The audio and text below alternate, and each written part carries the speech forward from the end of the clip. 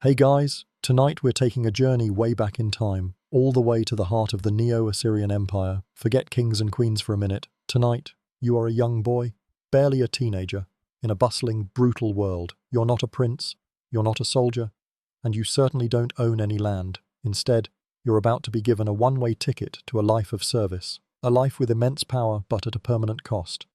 And let me tell you, you probably won't survive this journey unscathed, at least not in the way you know yourself now.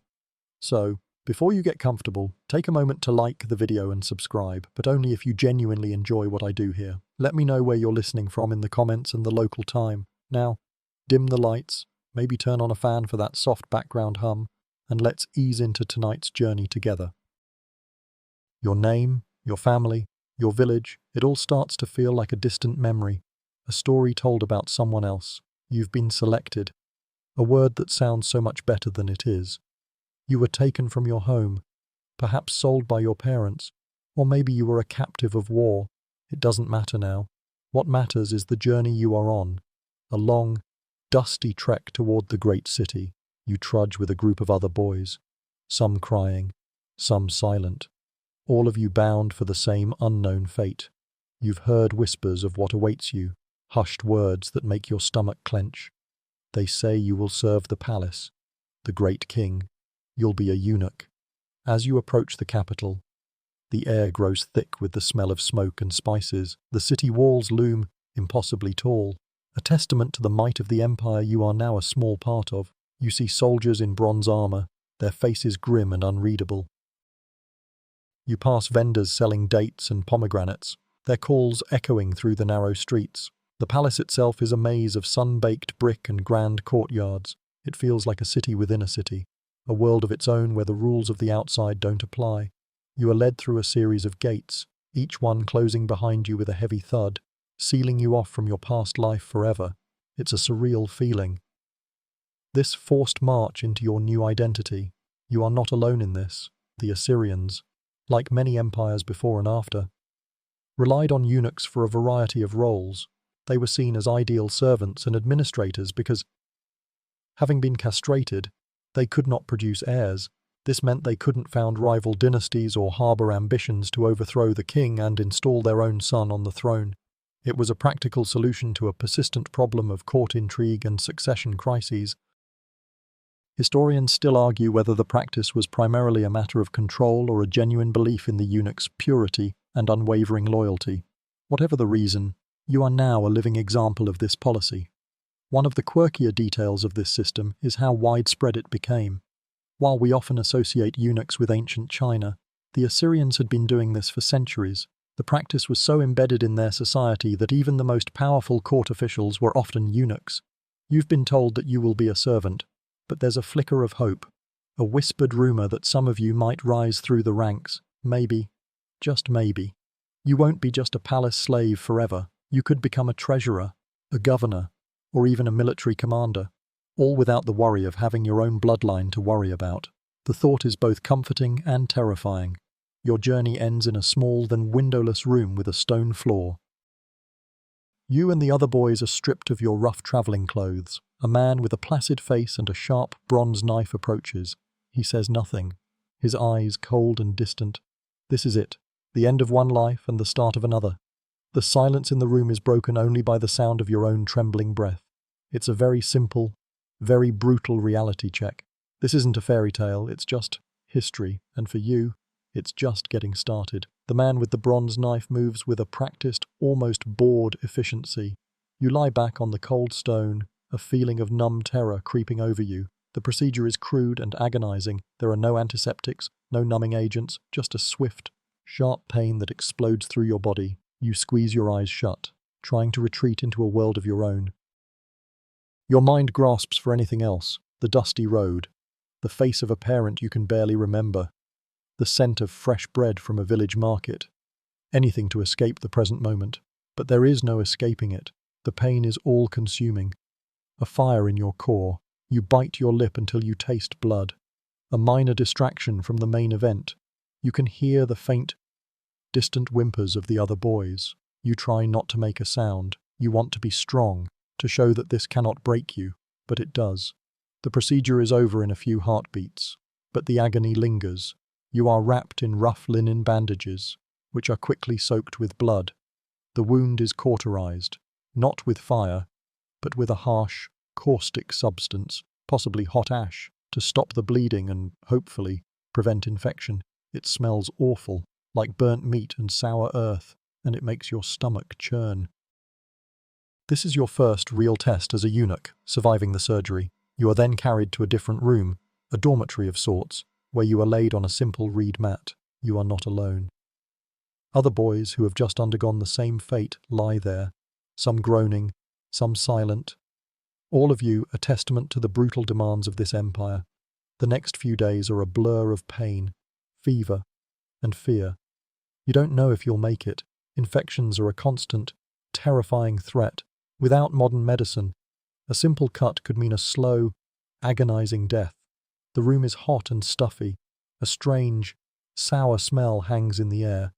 A man, an older eunuch, you realize, brings you water in a clay cup and a bland paste to eat. He says nothing, his face impassive. He has been through this. He knows the journey you are on, the suffering you are enduring. His silent presence is a strange form of reassurance.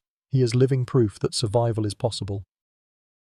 One of the most fascinating and bizarre aspects of this history is the wide range of tools used for castration throughout different cultures and eras. While your procedure was likely done with a bronze knife, some cultures used obsidian blades, or even, bizarrely, a sharpened length of string.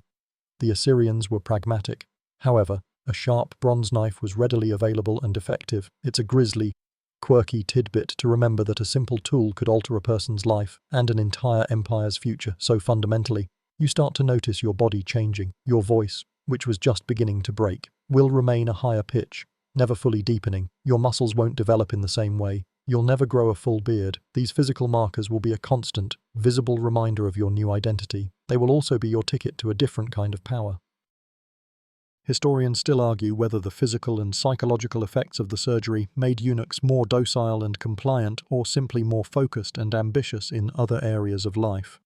You'll have plenty of time to figure that out for yourself. As the days turn into a week, the fever subsides, the sharp, burning pain in your abdomen dulls to a persistent ache.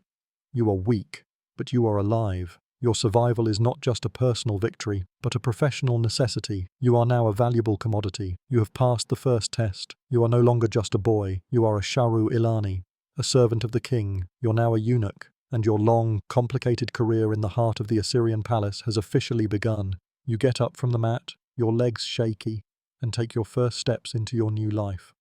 A life built on a foundation of pain, but also of potential. The sun streams through a small opening in the ceiling, illuminating the dust motes dancing in the air.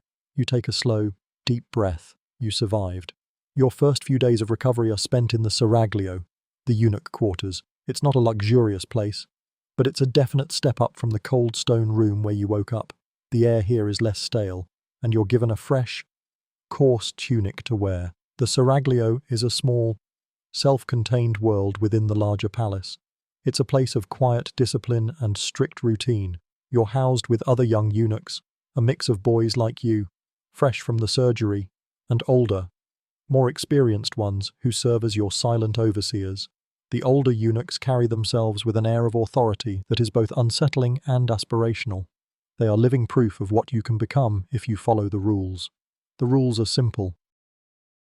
You eat when told, you sleep when told, and you obey every command from the senior eunuchs without question.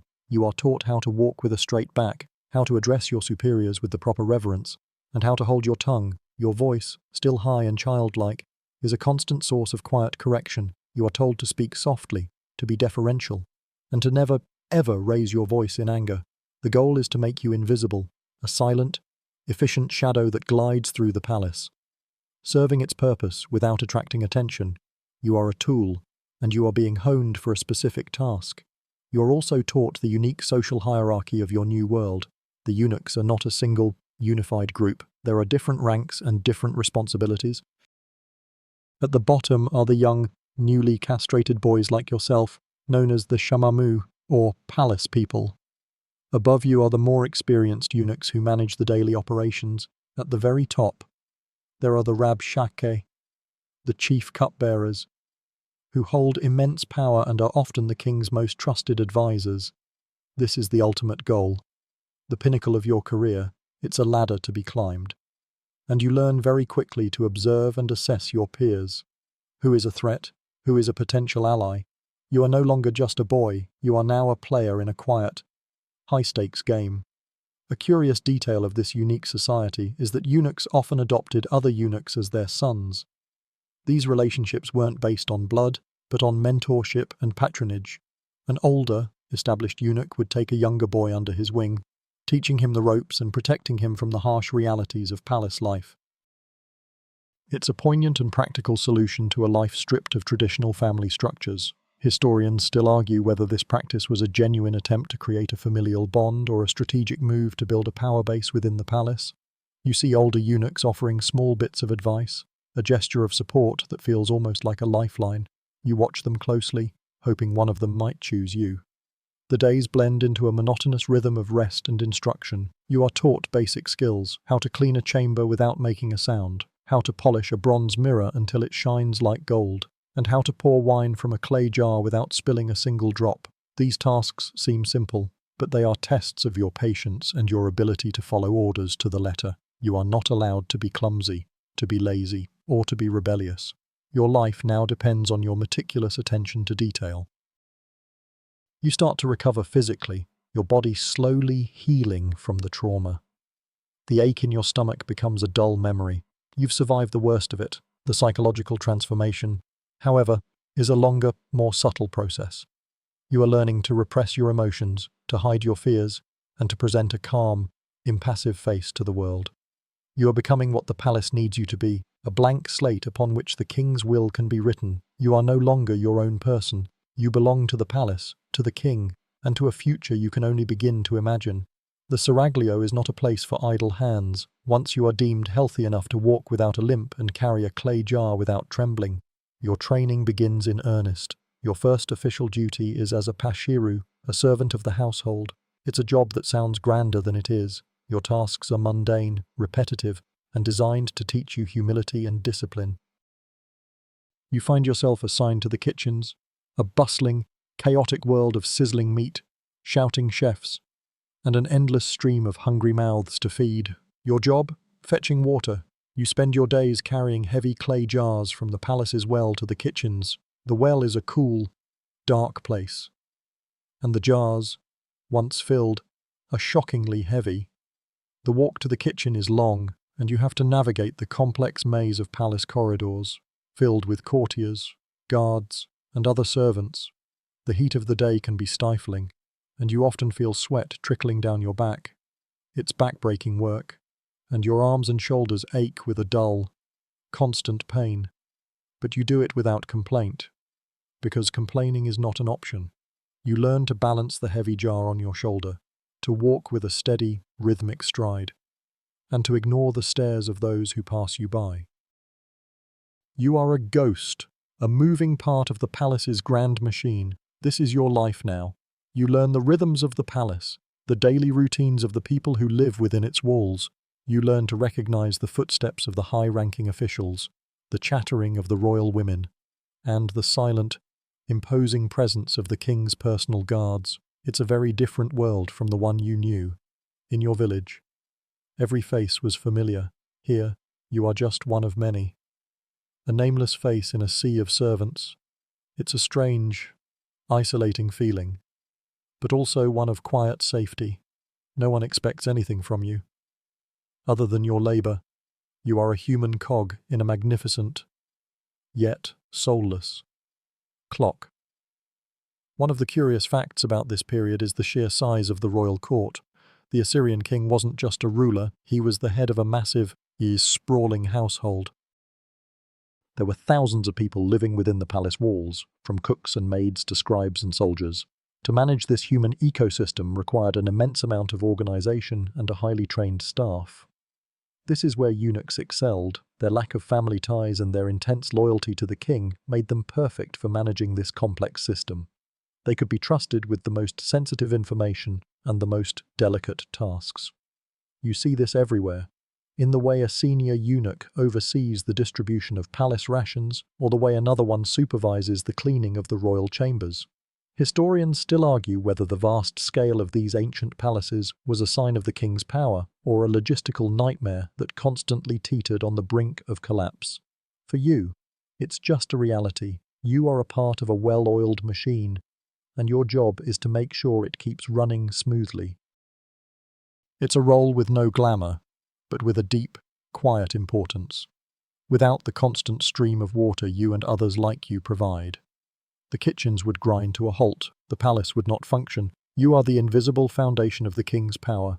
As the weeks turn into months, your body adapts. The ache in your arms and shoulders fades, replaced by a deep, constant strength. You learn shortcuts through the palace, quiet back alleys and service corridors that are off limits to most others. You become a shadow, moving through the palace with a purpose and a silence that feels almost supernatural.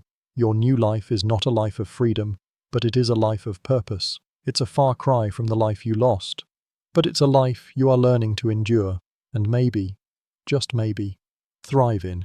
You are a palace servant, and for now, that is enough. The monotony of fetching water eventually gives way to a new opportunity. A senior eunuch, one of the more respected figures in the seraglio, observes you as you go about your duties. He sees your diligence, your quiet efficiency, and your willingness to work without complaint.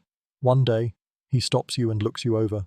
"You have steady hands," he says, his voice a low rumble. "You have a quiet mind. These are good things." The next day, you are taken from the kitchens and led to a different part of the palace, the library. This is a world of organized chaos, clay tablets, some the size of your hand, some as large as your chest, are stacked on shelves and in woven baskets. The air is thick with the scent of dried earth and aged parchment. The silence here is different from the silent obedience you have learned. It is a silence of concentration, of thought.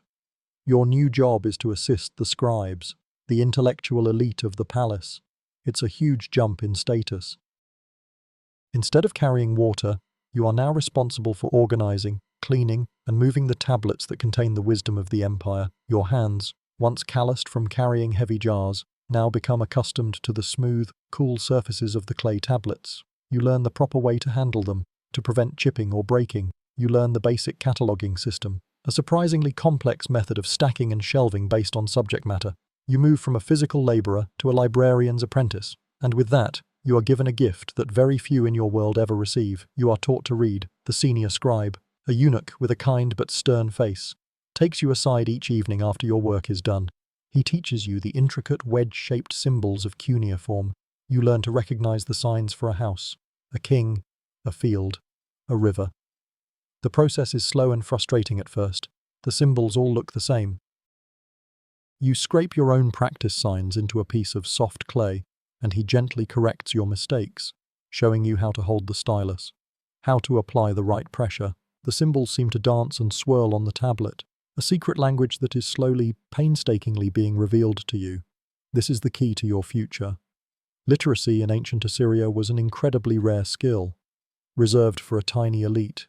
For a eunuch, it was a golden ticket to power and influence. You learn to read not just for knowledge, but for a promotion. You are no longer just a servant. You are a potential administrator, an accountant, a diplomatic correspondent. The senior eunuch saw your potential not in your strength, but in your mind. This is the moment your life truly begins to change. One of the quirky facts about cuneiform is that the scribes didn't just write on wet clay, they also used wax tablets, which were much easier to correct and reuse. It's a bit like the ancient equivalent of a dry erase board. For you, though, the permanence of the clay tablet is a constant reminder of the importance of your work. Every mistake is a lesson, every correct symbol a victory. Historians still argue whether the invention of writing was a boon for humanity, allowing for the transmission of complex ideas, or simply a tool for power, used by the ruling class to keep records and control their subjects. For you, it's a bit of both. You're learning to read so you can be a better servant, but you are also gaining access to a world of knowledge that was previously closed to you. You spend your nights in the seraglio, long after the others have fallen asleep, practicing your symbols, feeling the power of the written word hum beneath your fingertips. You're a student now, a scholar in the making. Your days of carrying water are over. Your new life is a life of the mind, a life where your value is not in your brawn, but in your intellect. The palace has found a new use for you, and for the first time since you arrived, you feel a flicker of something more than just survival.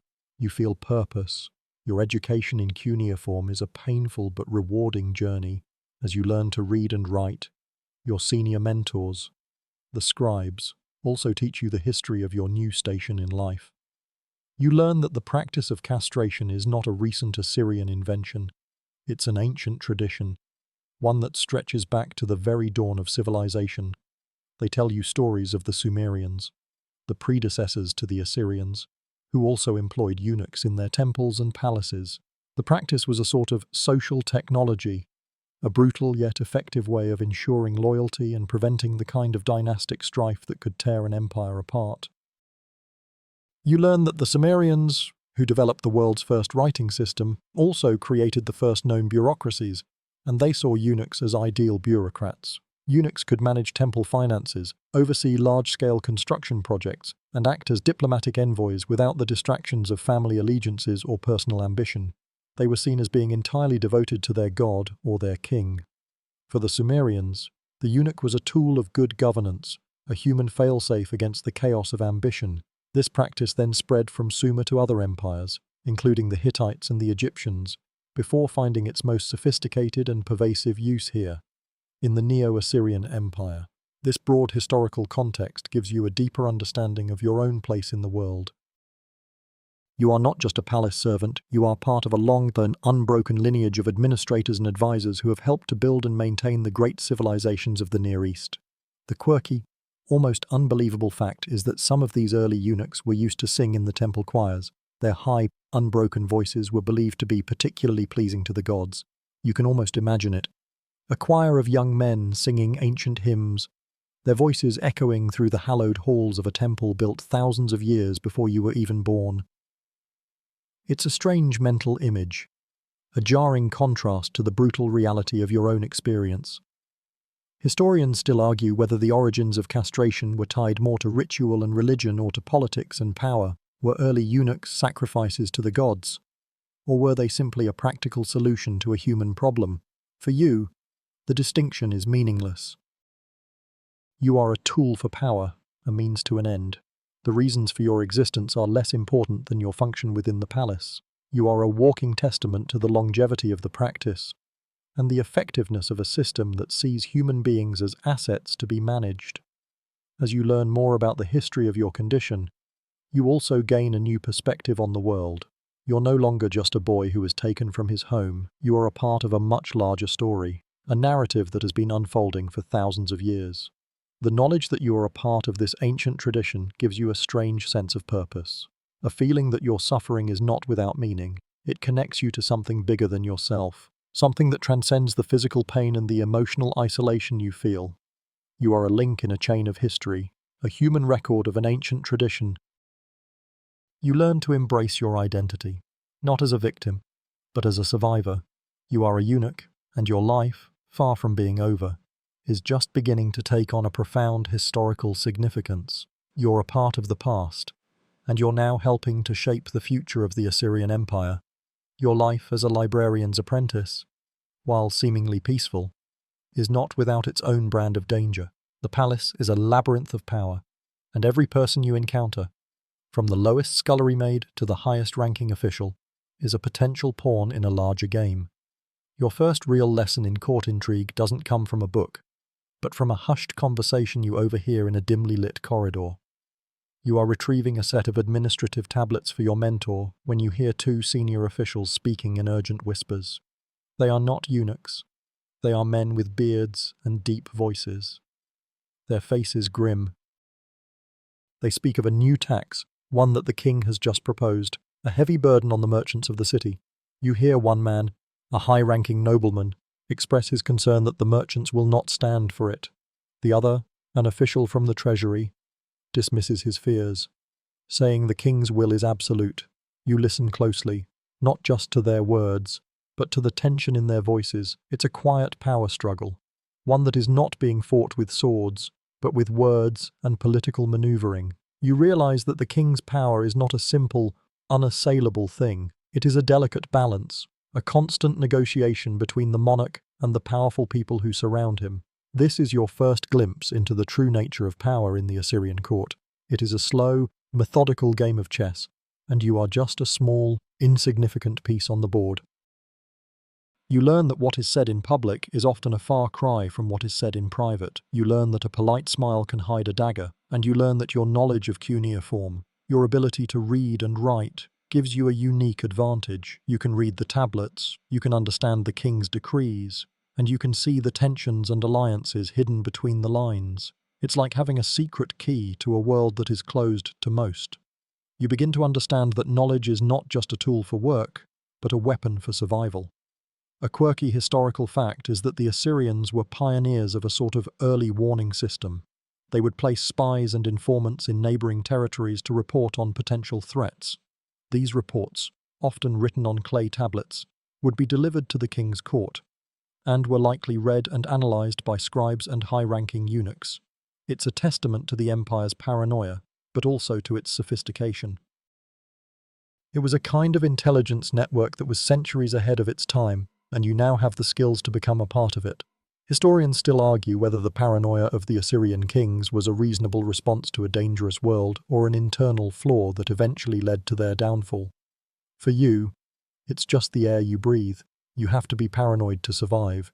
You have to constantly be aware of your surroundings, of the people you interact with, and of the hidden currents of power that flow through the palace. You are a eunuch, which makes you a trusted servant, but it also makes you an easy target for those who seek to discredit the king's inner circle. You finish your task and return to your mentor, the tablets in your arms.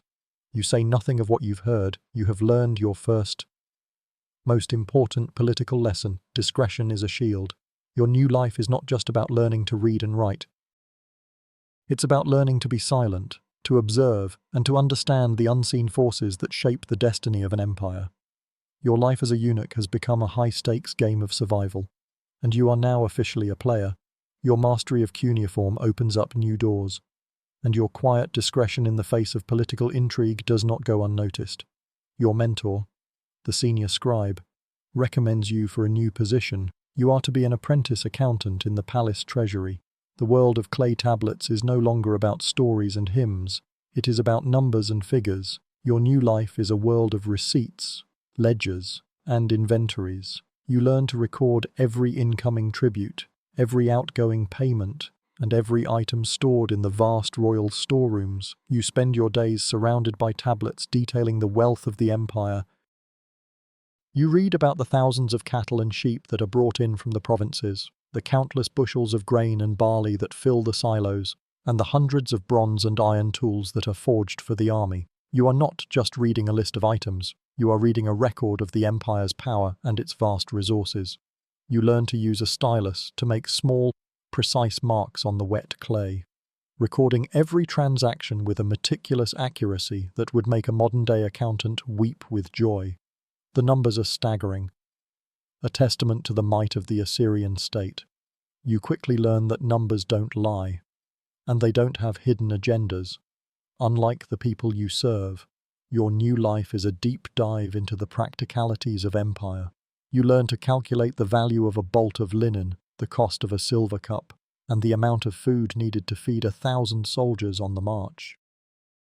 You are learning the true language of power, the language of finance. You realize that a king's strength is not just in his armies, but in his treasury. Without money, the armies cannot be fed, the walls cannot be built, and the palace cannot be maintained. You, a young eunuch, are a guardian of the very lifeblood of the empire. A quirky detail of ancient accounting is the use of clay envelopes. After a contract or a list of goods was inscribed on a tablet, it would be sealed inside a hollow clay shell, a sort of tamper-proof envelope. The details of the tablet would be inscribed on the outside of the envelope as well, a kind of summary. If there was ever a dispute, the envelope could be broken to reveal the original, untampered tablet. It's an ingenious system, a kind of ancient cryptography that speaks to a deep-seated distrust and a need for accountability. You find yourself fascinated by these small, insignificant-looking clay shells. A quiet proof of a world that valued truth and a good ledger.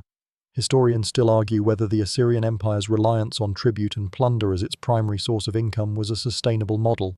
Was it a brilliant strategy that led to unparalleled wealth, or a flawed system that eventually led to a spiral of conquest and rebellion? You see the endless flow of wealth firsthand, but you also see the pressure on the outlying provinces to meet the king's demands. It's a delicate balance, and you, with your stylus and your clay tablets, are a part of that precarious equation. Your days in the treasury are long, but they are filled with a quiet sense of purpose. You are no longer just a servant, you are a vital part of the administrative machinery of the palace. You are a silent, invisible force, managing the wealth of the empire, one tablet at a time. Your new life is a far cry from the life of a water carrier, but it is also a life of a very different kind of servitude. You are a human abacus, a living record of the king's wealth, and you are learning that in the world of power, money talks, and you are learning to read its language. You are an accountant, and your career is on the rise. Your skills as an accountant have not gone unnoticed. You have a knack for numbers, a mind that can sift through 100 clay tablets and spot an error in the tribute logs. This precision, this unwavering reliability, is a rare and highly valued commodity in the palace. One day, you are summoned from the dusty quiet of the treasury and brought before the king himself. He is a formidable man, with a thick beard and eyes that seem to see everything at once. He is not the king you have known your entire life. The old one died, and the new one is different. A man of quiet authority, but also one consumed by a deep-seated paranoia. This is your new king. You have heard the whispers about him, the stories of his ruthless rise to power. He is the son you chose to serve in the succession crisis you witnessed, a calculated gamble that paid off. He is a man who trusts no one, not even his own family. He is a king who relies on eunuchs.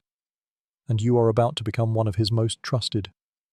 He looks at you, not with kindness, but with an intense, appraising gaze. He asks you a series of questions about the palace's finances, questions that are meant to test your knowledge and your loyalty.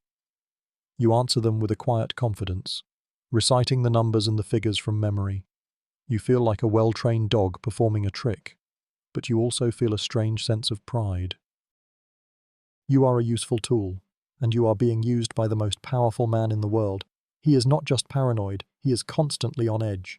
You can see it in the way his eyes dart around the room, in the way his hands clench and unclench. He trusts you because you are a eunuch, a man who cannot have a family of his own. You are a man without a future, a man whose only loyalty is to him. This is the truth of your new life. You are a confidant not because he likes you, but because he has no other choice. This is the truth of your new life, and you accept it without question. A quirky detail about the Assyrian kings is that they often consulted omens and diviners before making any major decision. From going to war to building a new temple, they would sacrifice animals, examine their entrails, and watch the flight of birds, all in an effort to discern the will of the gods. It's a striking contrast to the cold, hard logic of the treasury, a world of numbers and figures. It's a world that is driven by both rational calculation and superstitious fear. This king, in particular, seems to be a master of both, a man who can balance a ledger and read a sign from the gods with equal ease. Historians still argue whether the Assyrian king's reliance on divination was a genuine belief in the power of omens or simply a tool to legitimize their own decisions in the eyes of the populace. For you, it's a reality. You know that every decision you help the king make, every number you present to him, will be weighed against the advice of a diviner. It's a strange and unsettling way to live. But it's your new reality. You are a man of logic in a world of magic. The king dismisses you with a wave of his hand. You are to be his personal advisor on all matters of finance. You are now his Shah Reshi, one who is at the king's head. You are no longer just a servant, you are a shadow, a whisperer, a man who stands by the side of the most powerful man in the world, your life. Once a life of anonymity is now a life of quiet power, a life of immense responsibility, and a life of constant danger. You are an advisor to a paranoid king, and your journey has only just begun. Your new position as the king's personal advisor on finance solidifies your status in the court, and it also reinforces the one thing that makes you so valuable, your condition. Your status as a eunuch isn't a source of shame in this court, it is a sign of your trustworthiness.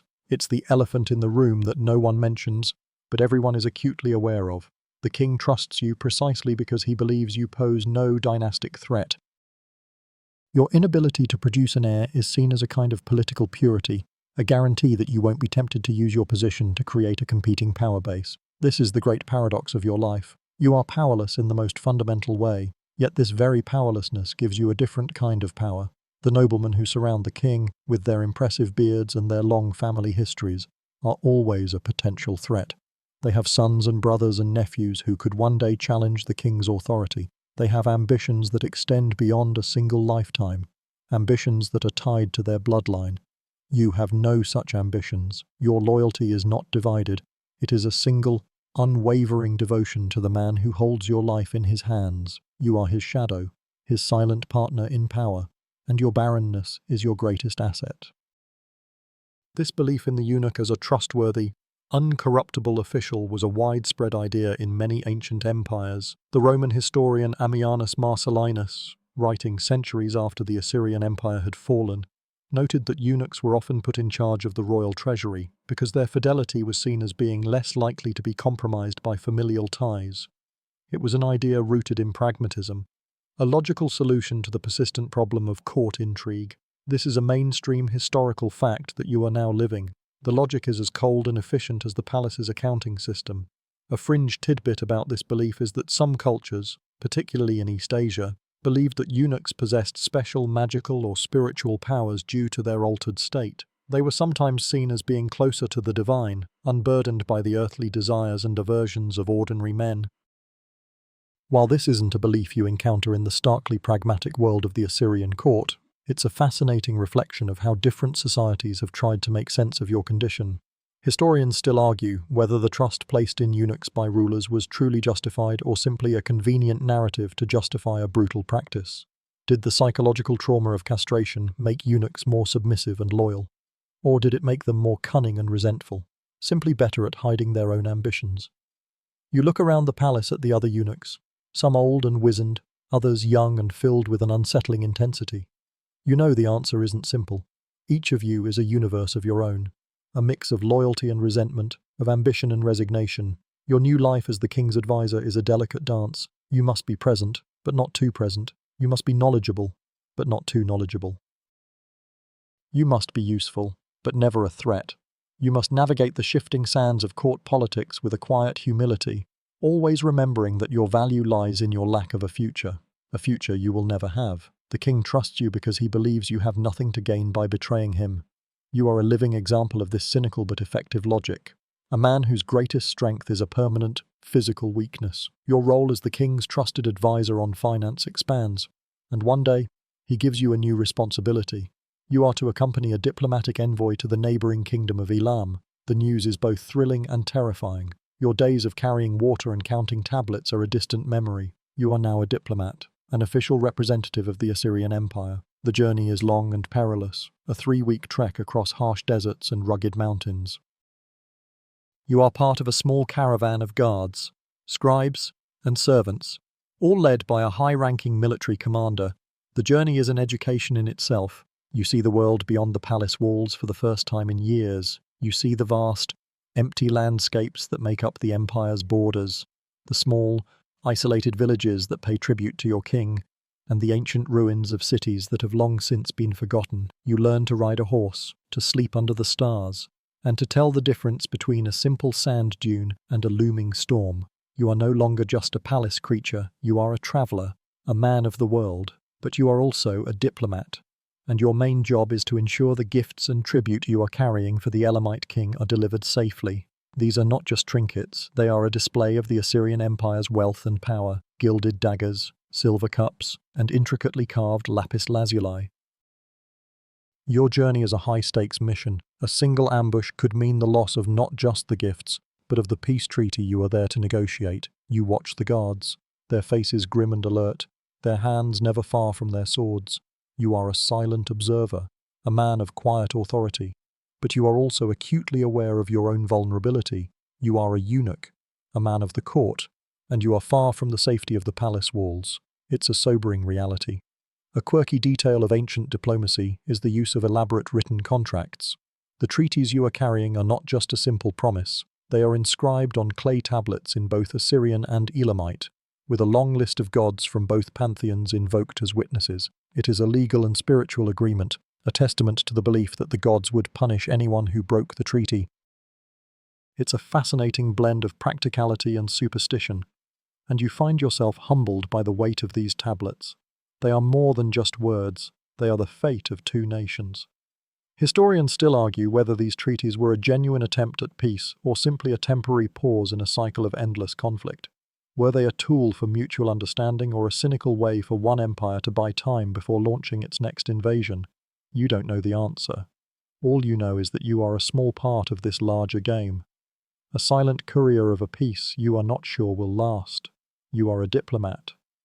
And you are learning that the world is a much bigger and more dangerous place than you ever imagined. You reach the Elamite city of Susa, a grand, sun-baked metropolis, and you are received with a cool, formal politeness. You witness the negotiations, a long, drawn-out process of insults and flattery, and you marvel at the art of diplomacy. You are a silent observer, a shadow in the room. But you are learning that the most important conversations are not always spoken out loud. You are a eunuch, a diplomat, and your journey has just begun. Your time in the Elamite court is a masterclass in diplomacy and a stark reminder that you are not the only one of your kind. You encounter a rival eunuch, a man who serves the Elamite king with the same quiet authority you serve your own. He is older, with a placid, unreadable face, and his eyes, when they meet yours, hold a strange mix of curiosity and quiet competition. This is your opposite number, a man who has climbed the same ladder you have, but in a different empire, under a different king. He is your peer, your rival, and a mirror reflecting your own life. The Elamite eunuch is a man of culture and immense wealth. He wears fine linen robes, and his fingers are adorned with gold and lapis lazuli rings. He speaks in a soft, musical voice and moves through his own court with a silent grace that is both intimidating and impressive. He is in charge of his king's treasury. And you find yourself comparing notes, or at least trying to, in a series of highly formal and polite conversations. You speak of trade routes and tax collection, of the price of bronze and the value of a camel. You are competitors, but you are also kindred spirits, men who have given up their manhood for a life of service and power. The competition is not openly hostile, it's a subtle game of one-upmanship. He speaks of the vastness of the Elamite kingdom, and you speak of the might of the Assyrian army. He shows you the intricate water systems that feed their city, and you hint at the immense wealth of your own king's treasury.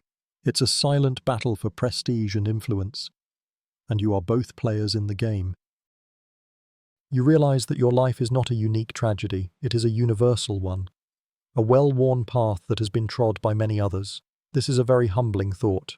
A quirky detail about the Assyrians and Elamites is that their relationship was often one of brutal conflict, but also of cultural exchange. They fought endless wars, yet their art, their writing, and their administrative practices influenced each other. The rivalry between you and the Elamite eunuch is a reflection of this larger, more complicated relationship between your empires. You are both products of a culture of constant war and constant borrowing. It's a strange paradox. Historians still argue whether the relationship between these two empires was one of perpetual rivalry or a pragmatic alliance that was often broken by ambition. You see both sides of the coin. You see the formal politeness of the court and the cold, hard logic of the peace treaty. You also see the subtle, silent competition between you and your rival. It is a relationship of quiet respect and quiet rivalry, and you know that the peace you are negotiating is fragile, a temporary truce in a long, unending war. Your time in Susa comes to an end, and you and the military commander present the final treaty to the Elamite king. You are not just a eunuch anymore. You are a diplomat, a representative of the Assyrian Empire. You have navigated a foreign court, competed with a rival, and helped to secure a peace treaty. The journey back is a relief, a long march back to the safety of your own world. You are a different man now. You are a man of experience, a man who has seen the world beyond the palace walls. You are a eunuch, but you are also a diplomat, and you are on your way home. The journey home is a long, dusty trek, but it's filled with a quiet satisfaction. The diplomatic mission was a success. The Elamites have agreed to the terms of the treaty, and the caravan is returning to the great city of Nineveh with a precious cargo of peace. You, a young eunuch, have played a small but vital role in this grand historical event. You are not just a palace servant anymore, you are a diplomat, a man of influence. As you ride through the plains and over the hills, you feel a new sense of purpose, a new sense of belonging. You are a part of something bigger than yourself, a part of the vast and complex machinery of empire. When you finally arrive at the palace gates, the relief is palpable. You are home. You and the military commander are immediately summoned to the king's presence. You stand before him, exhausted and covered in a fine layer of dust, and you give a concise report on the mission's success. The commander speaks of the military escort, of the dangers of the journey, and of the formal exchange of gifts. You, on the other hand, speak of the fine details of the treaty, of the subtle politics of the Elamite court, and of your interactions with the rival eunuch. You are able to give the king a level of detail that no one else can, a quiet, almost invisible insight into the workings of the Elamite court. You tell him of the rival eunuch's subtle boasts, of the unspoken tensions, and of the true feelings of the Elamite king. You are not just a messenger, you are an analyst, a spy, and a trusted advisor. The king listens to you with a quiet intensity. He trusts your words because he knows you have no reason to lie. Your report is not tainted by personal ambition or a desire for glory. You are a eunuch, and your loyalty is absolute. When you are finished, the king dismisses the military commander and a few of his other advisors. He keeps you back.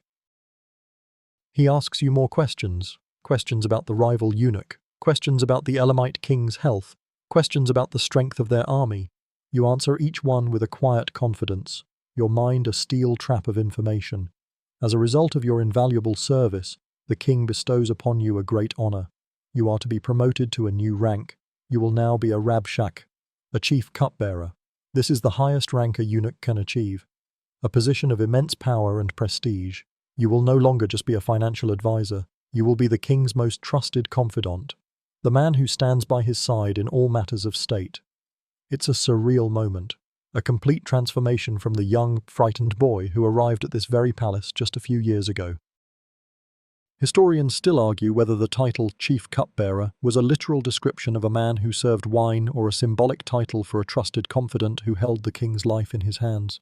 You know, the truth is a bit of both. You will, indeed, be in charge of serving the king's wine, a job that requires unwavering loyalty and a keen eye for poison. But you will also be in charge of his secrets, his plans, and his very life. You are now in the inner circle, a whisper away from the king's ear. You are a success.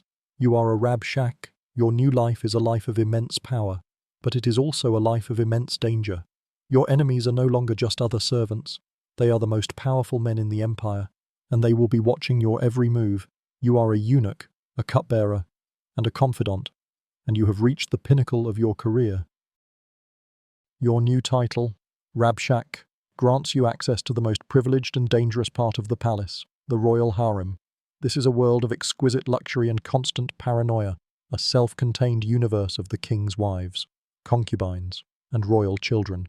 You are now the chief overseer of this world, a position that requires immense discretion and unwavering loyalty.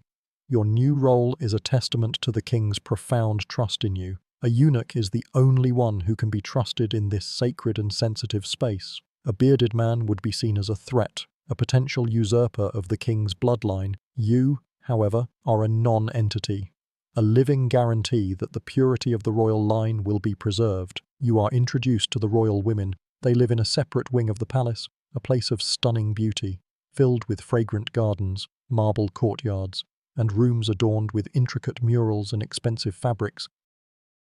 The women themselves are a mix of personalities. Some are serene and elegant, others are bored and cunning.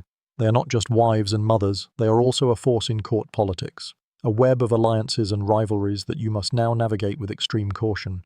You are their jailer and their confidant, their silent supervisor and their primary link to the outside world. Your duties are extensive. You are responsible for ensuring the women's well-being, from their food and clothing to their entertainment and education. You are the one who delivers their messages to the king, a task that requires you to read between the lines and understand the subtle power dynamics at play.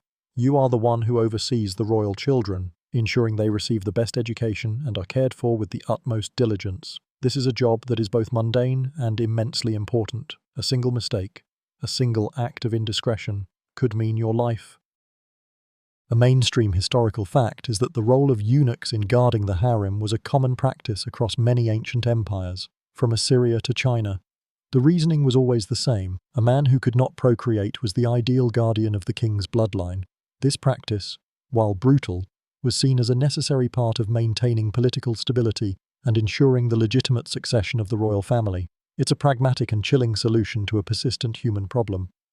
A quirky tidbit is that some of the more powerful royal women would use their personal eunuchs as spies, sending them out of the harem to gather information and gossip from the rest of the palace.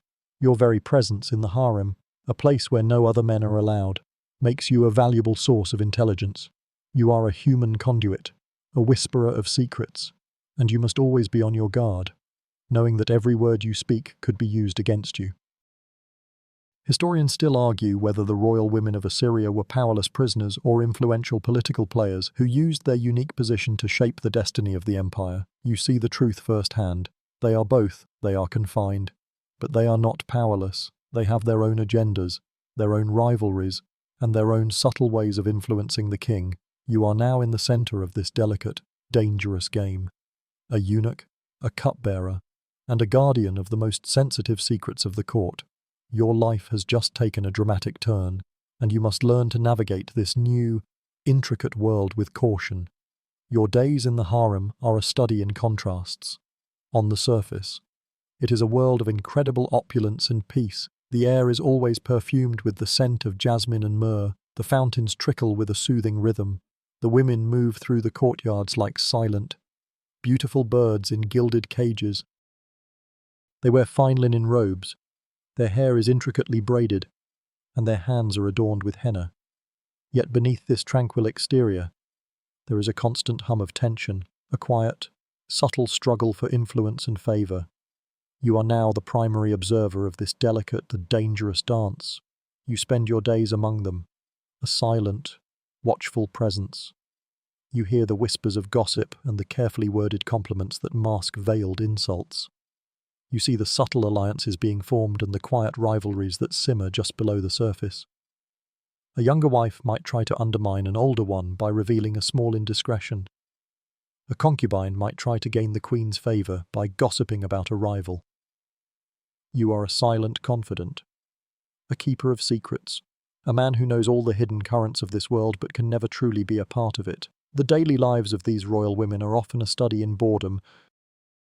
They are wealthy beyond measure, but their world is small and confined. They spend their days on mundane activities, gossiping with their handmaidens, playing a game of senet, a kind of ancient board game, or simply staring at the sky from their private courtyards. Their lives are a gilded cage, and you, a man who has given up his freedom, are a living reminder of their own. You see the frustration, the quiet desperation. In their eyes, you also see the cunning, the quiet ambition. These women are not powerless. They simply have a different set of tools at their disposal. A mainstream historical fact is that Assyrian royal women, especially the Queen Mother, held significant influence in the court. They often had their own private estates, their own retinues of servants, and their own political agendas. They were a powerful, if often unseen, force. The Queen Mother, in particular, was revered as a symbol of the king's power and was often his most trusted confidant. Aside from a few key eunuchs, your job is to navigate this world with extreme care, ensuring that you do not offend the wrong person or get caught in a web of intrigue that could lead to your downfall. A quirky tidbit is that royal women, bored with the confines of the harem, sometimes kept exotic pets, monkeys, gazelles, and even small lions. These animals were both a source of entertainment and a status symbol. a living testament to the king's power and wealth. You find yourself in charge of these animals as well, ensuring they are properly fed and cared for. Another mundane duty in a life filled with strange contradictions. Historians still argue whether the seclusion of women in the harem was a sign of their low status, or a way of protecting them from the dangerous world of court politics. The truth is a bit of both. They are both protected and confined, both powerful and powerless. You, a man without a future, are tasked with managing their present. You are a silent observer of a world that is both beautiful and brutal, a world that is both a prison and a source of immense power. You are a eunuch, a guardian, and a man who has learned to read the unspoken language of power in a place where words are often a lie. Your days in the harem have taught you a great deal about the subtle art of court politics, but nothing could have prepared you for the sudden, violent jolt that shakes the palace. The king is holding a public audience in the throne room, surrounded by his advisors and the most powerful men in the empire. You, as his chief cupbearer, are standing just behind him, a silent, watchful presence. Suddenly, a man in the crowd, a seemingly insignificant courtier, pulls a hidden dagger and lunges toward the king. Time seems to slow down. The guards are too far away. The other advisors are frozen in shock. But you, a man who has learned to be constantly vigilant, react instantly. You grab a heavy bronze offering bowl from a nearby table and, with a swift, powerful motion, you strike the assassin's arm. The dagger clatters harmlessly to the floor. The guards swarm the would-be killer, subduing him in a storm of bronze and steel. The throne room, a moment before a place of quiet ceremony, is now a scene of chaos and panic. The king, however, remains calm. He looks at you, his eyes a mixture of shock and gratitude. You, a eunuch, have saved his life. This is the moment your value to the king becomes not just a matter of trust, but a matter of his very survival. You are no longer just an advisor. You are a hero, a savior. Your quiet vigilance, the very thing that made you so valuable in the first place, has just paid off in the most dramatic way possible. This is the moment when the king's trust in you becomes absolute. He sees you not as a tool, but as an indispensable part of his life, a man who is loyal to the very end. A mainstream historical fact is that assassination attempts on Assyrian kings were not uncommon. The court was a dangerous place, and a king's life was constantly at risk from ambitious rivals, disgruntled noblemen, or even foreign agents. The king's personal guard, which often included high-ranking eunuchs, was the final line of defense. Your quick thinking and decisive action were not just a lucky break, they were the result of a lifetime of training and discipline.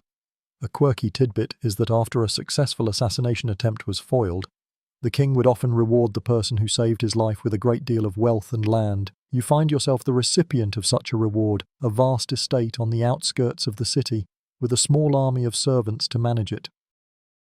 This is a strange and surreal experience. You are a man without a family, and you are given land and servants to manage, a quiet testament to the strange and contradictory nature of your new life. Historians still argue whether the extreme paranoia of the Assyrian kings was a reasonable response to a dangerous world or a self-fulfilling prophecy.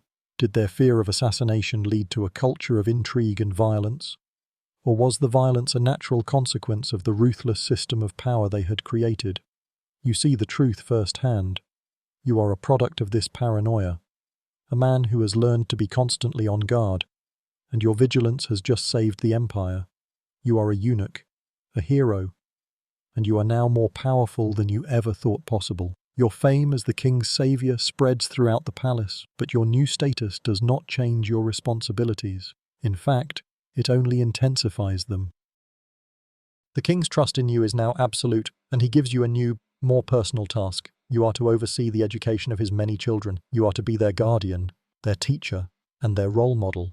This is a strange and unsettling responsibility. You, a man who can never have children of his own, are now in charge of raising the future of the empire. You are introduced to the king's sons and daughters, a mix of rambunctious boys and quiet, well-behaved girls. Your job is not just to teach them how to read and write. You are to teach them how to be leaders, how to be kings and queens. You are to teach them history, geography, and the art of warfare. You are to teach them discipline and humility. You are a eunuch, a man without a future. and you are to prepare them for a future you will never have. You begin to draw on your own experiences to guide them. You teach them the value of hard work, of quiet discipline, and of unwavering loyalty. You tell them stories of your own life, of your humble beginnings, and of the long journey that brought you to this place. You tell them that true power is not found in a crown or a sword, but in a quiet, unwavering devotion to a cause. You are a strange kind of teacher, a man who is a living testament to the brutal realities of power. A mainstream historical fact is that the education of royal children in ancient Assyria was a brutal and demanding process, very much like the legendary education of Spartan youths. Both cultures placed a high value on physical endurance, military training, and a deep-seated respect for authority. The royal children were taught to be resilient, to be cunning, and to be ruthless when needed. They were raised to be warriors and rulers, and you are now a part of this process. A quirky tidbit is that the royal children were also taught a variety of soft skills, such as music, poetry, and the art of conversation. They were taught to be charming and witty, to be able to command a room with their presence. You are in charge of teaching them these things as well. A strange and contradictory responsibility. You are a man of both brutal reality and quiet grace, and you must pass on both of these qualities to the next generation of leaders. Historians still argue whether the brutal education of ancient youths was a necessary part of creating strong leaders or a system that created emotionally stunted and paranoid rulers. You see the truth firsthand. You see the fear in the eyes of the young princes, the quiet resignation in the faces of the young princesses. You are a part of a system that is both a creator and a destroyer, a system that gives life and takes it away. You are a eunuch, a teacher, and a living example of the price of power. Your new role as the king's children's guardian is one of the most fulfilling and challenging jobs you've ever had. The royal nursery is a world of its own, a place of organized chaos and quiet study. The children, as you've discovered, are not just miniature versions of the king. They are a mix of personalities. Some of them are bright and curious. Others are lazy and rebellious. You are a man who has learned to read the unspoken language of power, and you must now learn to read the spoken and unspoken needs of children. You start with the basics.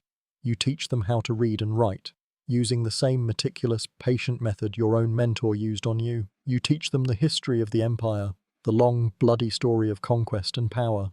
You teach them to respect the gods and to fear their enemies. You are their teacher, their mentor, and their silent observer.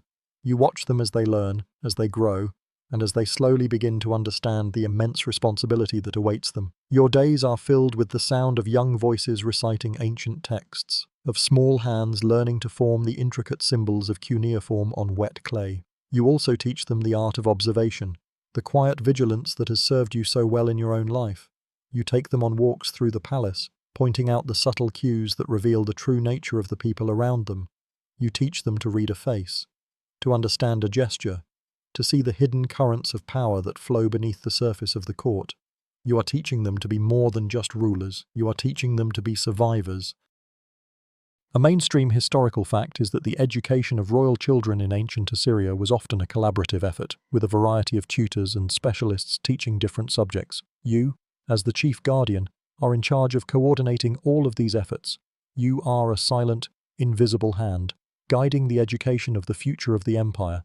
This is a job of immense responsibility, and you carry it with a quiet, unwavering determination. A quirky tidbit is that the royal children were often taught a number of ancient board games, such as the game of which was a kind of race game that was popular throughout the Near East. You find yourself spending hours playing this game with the young princes, teaching them not just how to win, but how to lose with grace. A valuable lesson for a future king. Historians still argue whether the Assyrian model of royal education was a success. Did it create a long line of powerful, effective rulers? Or did it simply perpetuate a cycle of violence and paranoia? You don't know the answer. All you know is that you are a part of this process, a eunuch, a guardian, and a man who is quietly shaping the future of the empire. One lesson at a time, your life has taken a turn toward the domestic, but the stakes are higher than ever before. As the years pass, You grow into your role as guardian to the royal children. You have a quiet authority that they all respect, and you have, for the most part, managed to keep them out of trouble. But a new, more profound change is coming to the palace. The king, your king, the man you have served with unwavering loyalty for so many years, is growing old. You see it in the way he walks. A little slower now, a little more unsteady. You see it in the lines on his face, a map of a life filled with conquest and paranoia. His health is declining, and with his failing body, his mind begins to unravel. He becomes more and more suspicious.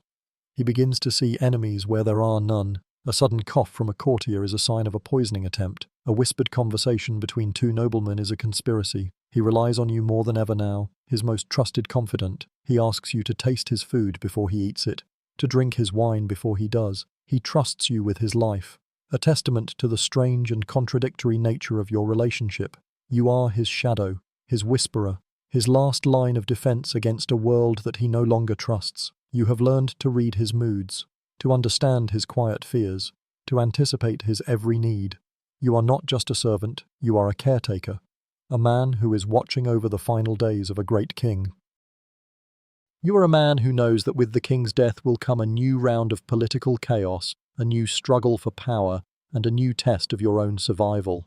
A mainstream historical fact is that the final years of a king's reign were often the most dangerous, a time of political instability and a scramble for power among rival factions. The Assyrian court was no exception. As the king grew old and frail, the vultures began to circle, and the stage was set for a brutal and bloody succession crisis. You are a silent witness to this unfolding drama, a man who knows that a storm is coming, and that you are right in the center of it. A quirky tidbit is that the king, in his final years, would often hold a ritual known as the substitute king. In this ritual, a common man would be crowned king for a day, and the real king would go into hiding. The idea was that the substitute king would absorb all the bad omens and evil spirits, leaving the real king to live a long and prosperous life. It's a bizarre and fascinating ritual, a strange blend of fear and superstition that is a hallmark of this paranoid empire. You, as his chief cupbearer, are in charge of a number of these strange and unsettling rituals. Historians still argue whether the final years of the Assyrian Empire were marked by a genuine decline in power or a series of internal crises that were a natural part of a system of absolute rule. You see the truth firsthand. You see the king, a man who once held the world in his hands, now reduced to a paranoid, frail old man. You see the empire, a machine that was once a testament to power, now teetering on the brink of collapse. You are a eunuch, a caretaker, and a man who is preparing for the inevitable, a man who knows that his own survival is tied to the king's final, fading breaths. The king's health continues its slow decline, and his paranoia, once a manageable trait, now becomes a defining feature of his reign. He trusts you more than ever, a quiet bond forged in years of service and the shared knowledge of his failing health. One day, he summons you to his private chambers and gives you an order that is as shocking as it is unexpected. You, a man of the court, a man who has spent his life with books and ledgers, are to be given a military command. You are to be put in charge of a small contingent of the king's personal guard, an elite force known as the Korbuti, those who are near. Your job is to be the king's eyes and ears in the field, to ensure that the king's will is carried out without question, and to report any hint of disloyalty. This is a strange and contradictory role for you. You have never held a sword in your life. You have never commanded a single soldier. Yet, the king trusts you, a eunuch, more than he trusts any of his generals or noblemen. He sees you as a safe pair of hands, a man who will not use his new power to challenge him. You are a general without a bloodline, a commander with no ambitions of a coup. This is the truth of your new life. You are a man of war, a soldier, and a eunuch, a strange and potent combination. You are given a group of 100 soldiers, all of them veterans, all of them loyal to the king. You are to train with them, to learn their customs, and to earn their respect. They are not men who are used to being commanded by a eunuch. They are men of war, men who live and die by the sword. You must prove yourself to them, not just with your authority, but with your quiet courage and your unwavering loyalty to the king. You have a sword now, a heavy bronze thing that feels alien in your hand, and you are learning how to use it. You are a man of both mind and muscle, a strange and potent combination. A mainstream historical fact is that Assyrian eunuchs often held high military commands. They were seen as being less likely to lead a rebellion, a pragmatic and chilling reason for their promotion. The Assyrian kings, paranoid of their own generals, often relied on eunuchs to lead their armies and to serve as governors of conquered territories. It was a brilliant and brutal strategy that ensured the king's authority was never in question. A quirky tidbit is that some of these eunuch commanders would ride into battle in a special chariot, a kind of mobile command center that was both a symbol of their rank and a way to protect them from the dangers of the battlefield. You can almost imagine yourself in one of these chariots, a silent, watchful presence, guiding your men through the chaos of battle.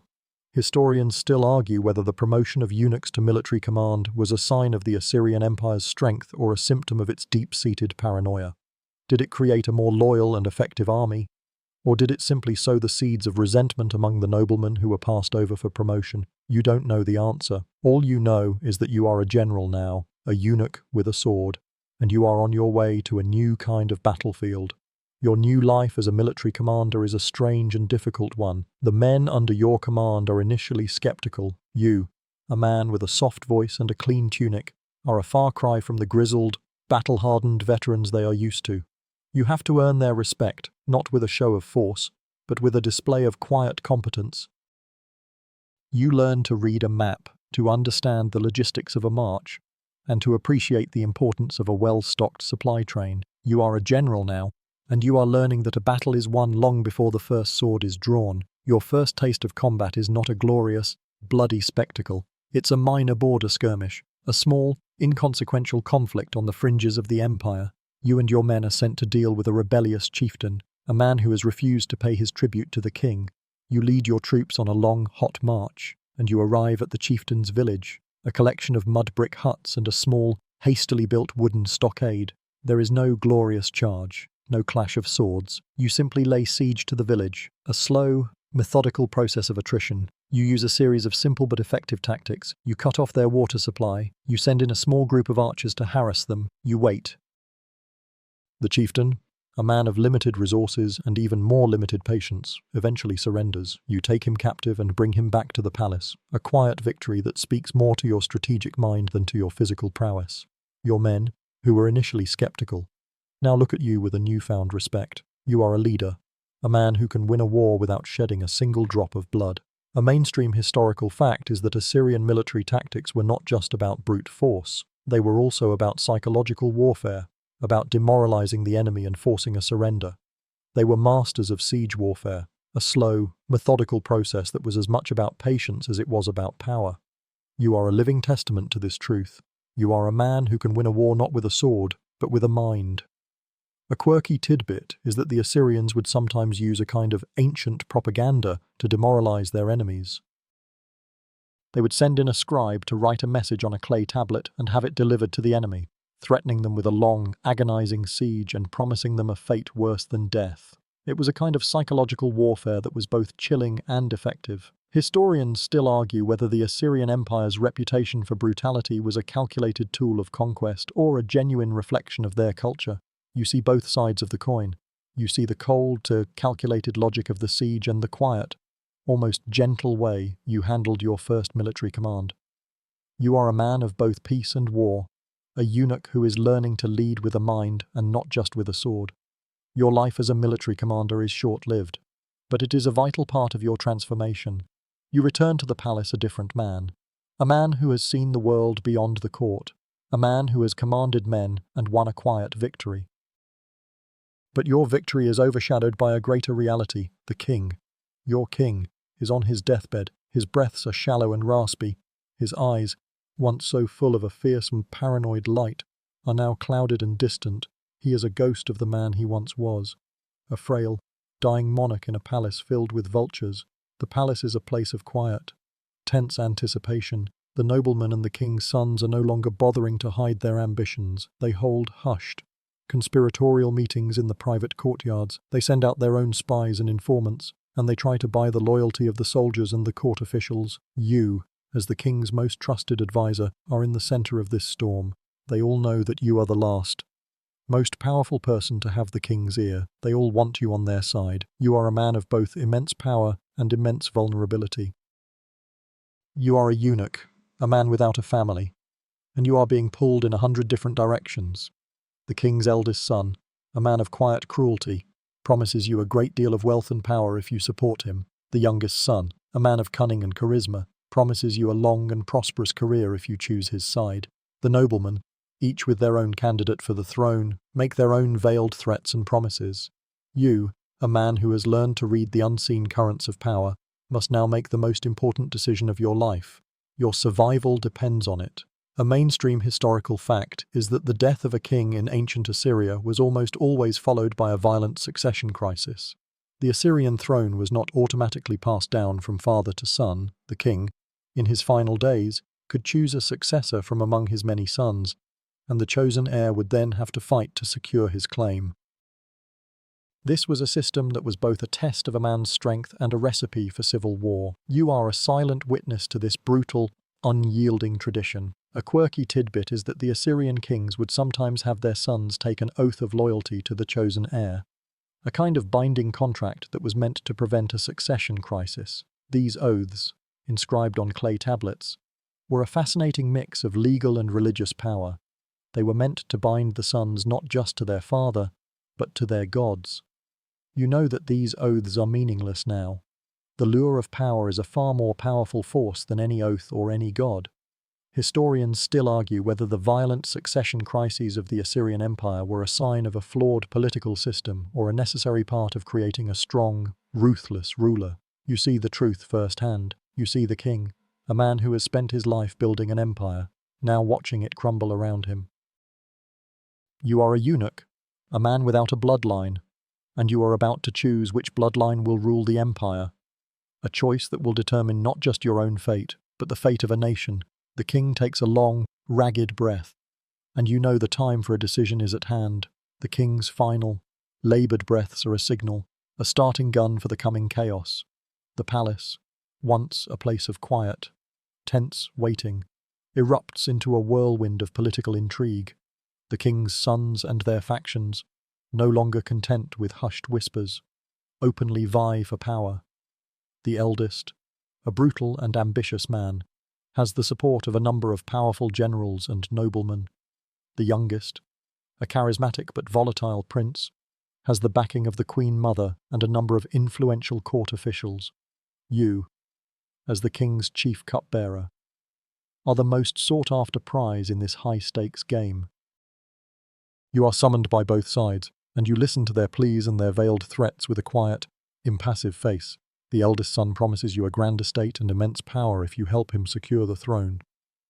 The youngest son, in a more subtle but equally powerful move, reminds you of the bond you share, of the years you spent teaching him as a child. He trusts you because he knows you. A quiet loyalty that is far more valuable than any promise of land or gold. You are a man who has learned to read the unspoken language of power, and you know that the eldest son's promise is a fragile thing, a lie that will shatter the moment he no longer needs you.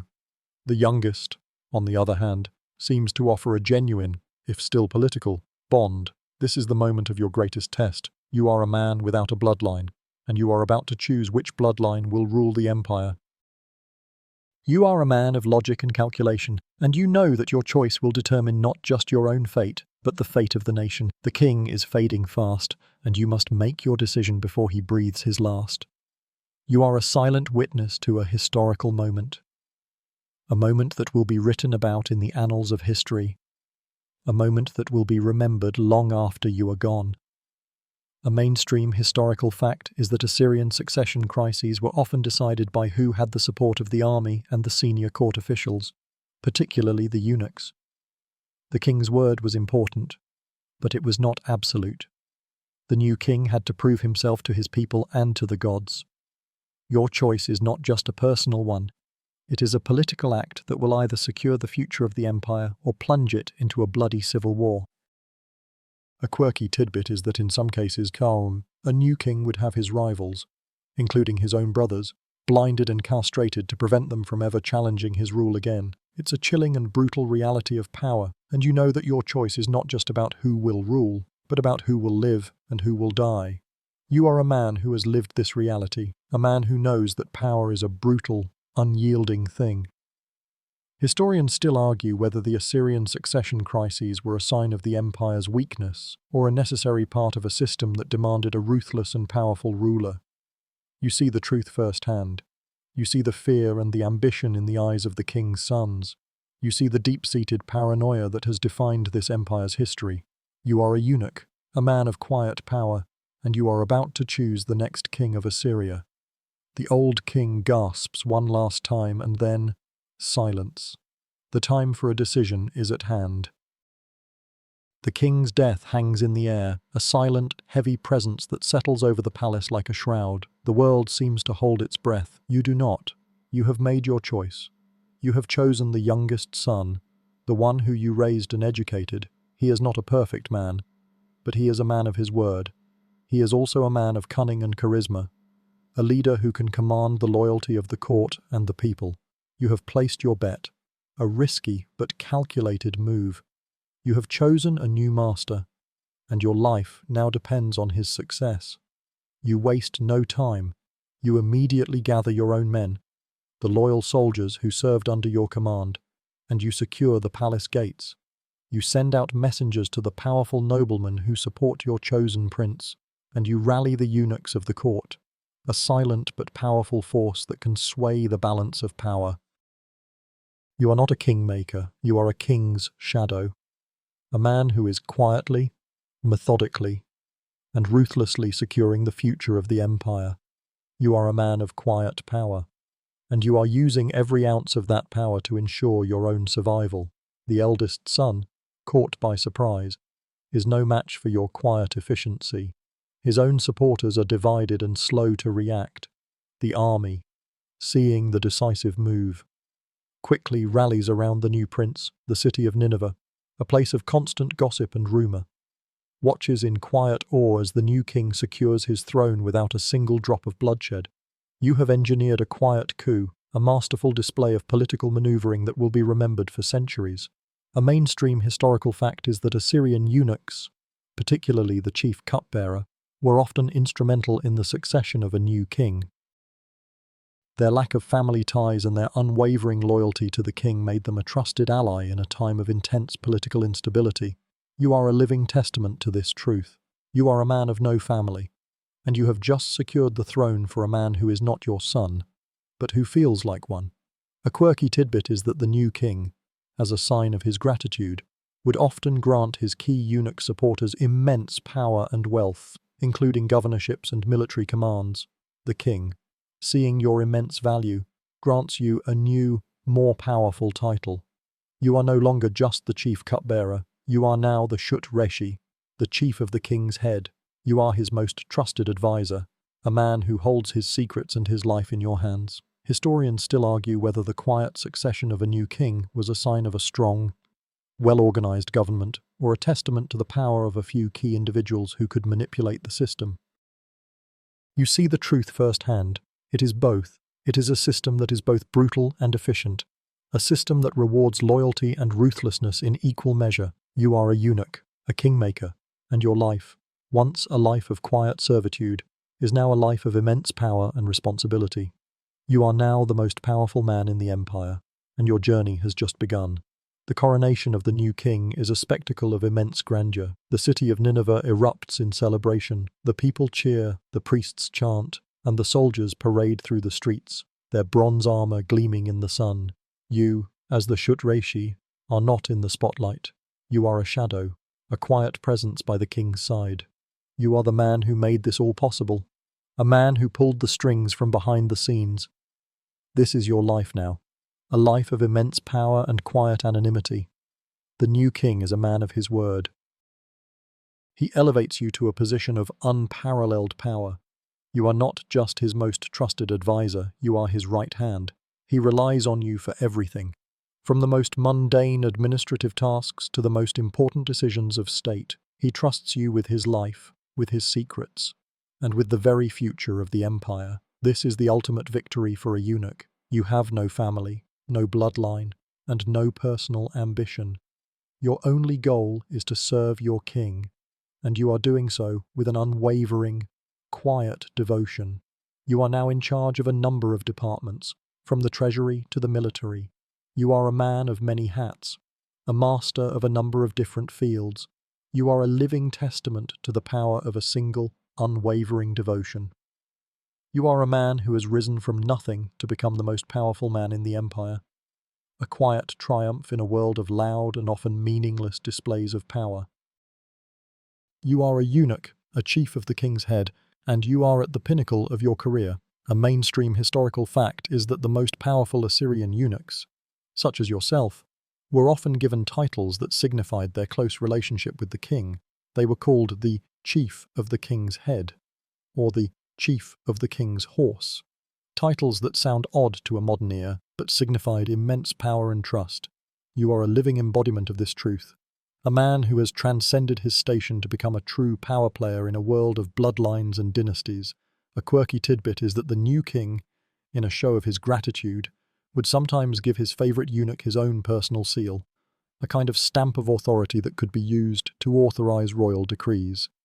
You are given one of these seals, a small, beautiful object made of lapis lazuli, a quiet testament to the immense power you now hold. It's a small object that can move armies, change laws, and secure the future of the empire.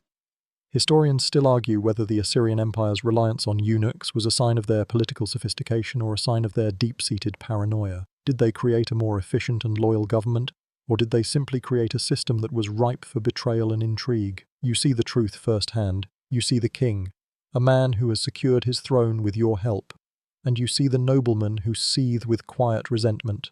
You are a eunuch, a kingmaker, and a man who is now in charge of both the king's life and his most difficult projects. The new king's first great project is one that will be remembered for all time, and you, his most trusted advisor, will be in charge of it. The new king, now firmly on the throne, turns his attention to a new and ambitious project, one that will solidify his power and his place in history. He has decided to build a new palace, a new capital, a city of immense grandeur that will outshine all others, and he has tasked you, his most trusted advisor, with a specific, legendary part of the project, the creation of the Hanging Gardens of Babylon. This is a project of staggering scale and complexity. The king wants not just a palace, but a wonder of the world, a series of tiered gardens that seem to float in the air, a green oasis in the heart of the dusty city. This is a project that is a testament to the king's immense wealth and his immense ambition, and you, a man who once carried water for the kitchens, are now in charge of this monumental undertaking.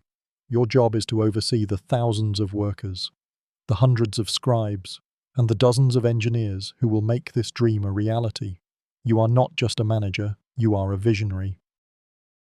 You have to read the blueprints, a series of intricate carvings on clay tablets, and translate them into a real-world structure. You have to solve the logistical nightmares of lifting tons of soil and rock high into the air.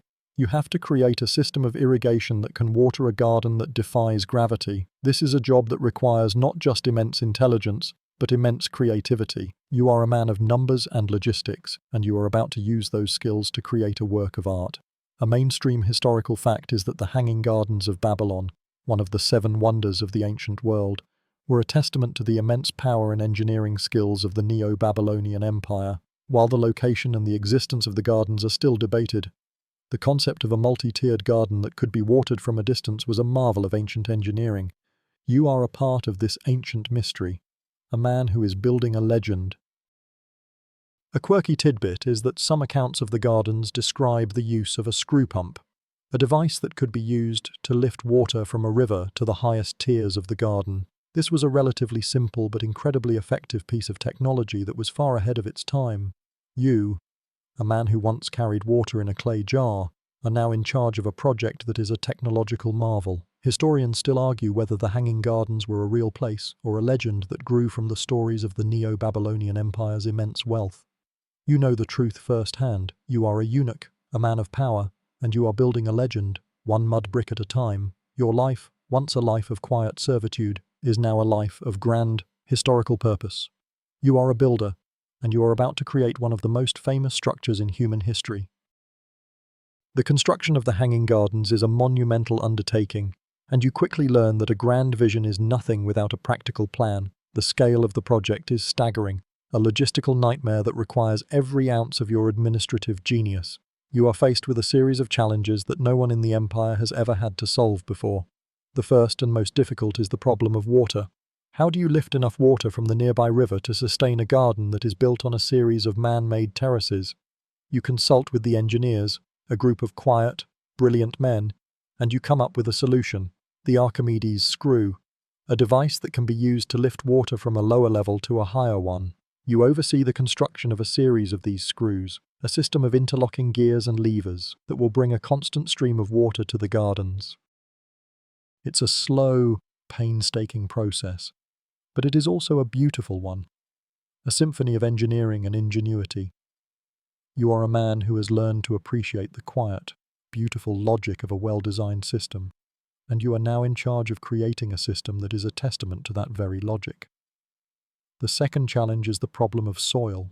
The garden is to be built on a series of terraces, and each terrace has to be strong enough to hold not just the weight of the soil, but the weight of the trees and plants that will grow there.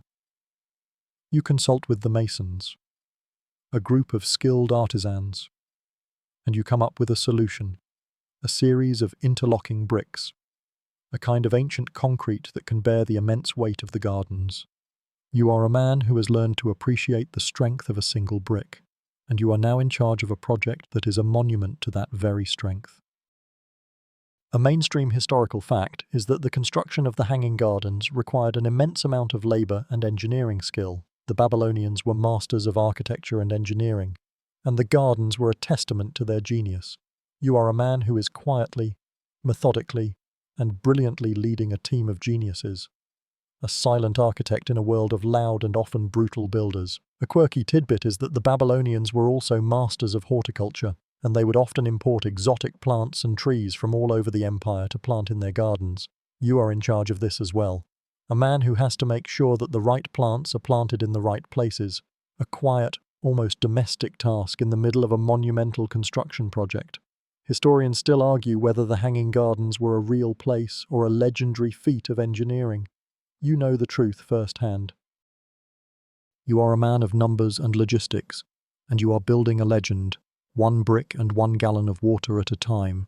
Your life, once a life of quiet servitude, is now a life of grand, historical purpose. You are a builder, an engineer, and a man who is creating a wonder of the world.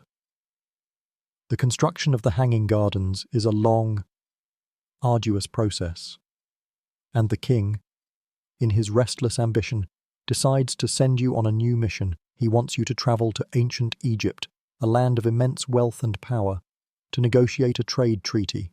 This is a journey that is both a great honor and a great challenge. You are to be a diplomat once more, a man who is to represent the Assyrian Empire in a foreign land. You are to travel across the vast, empty deserts, and you are to see a world that is a complete contrast to your own. You are part of a small, well-guarded caravan, and you make your way toward the Nile, a river that is a lifeblood of a civilization that is even older than your own. You see the Great Pyramids, immense, silent structures that seem to rise from the very earth itself. You see the Sphinx, a silent, watchful guardian of a world that is both familiar and alien. You are a man who has spent his life with mud, brick, and clay, and you are now in a world of granite and stone, a world that is built to last for all time. You are received with the cool, formal politeness of a rival empire.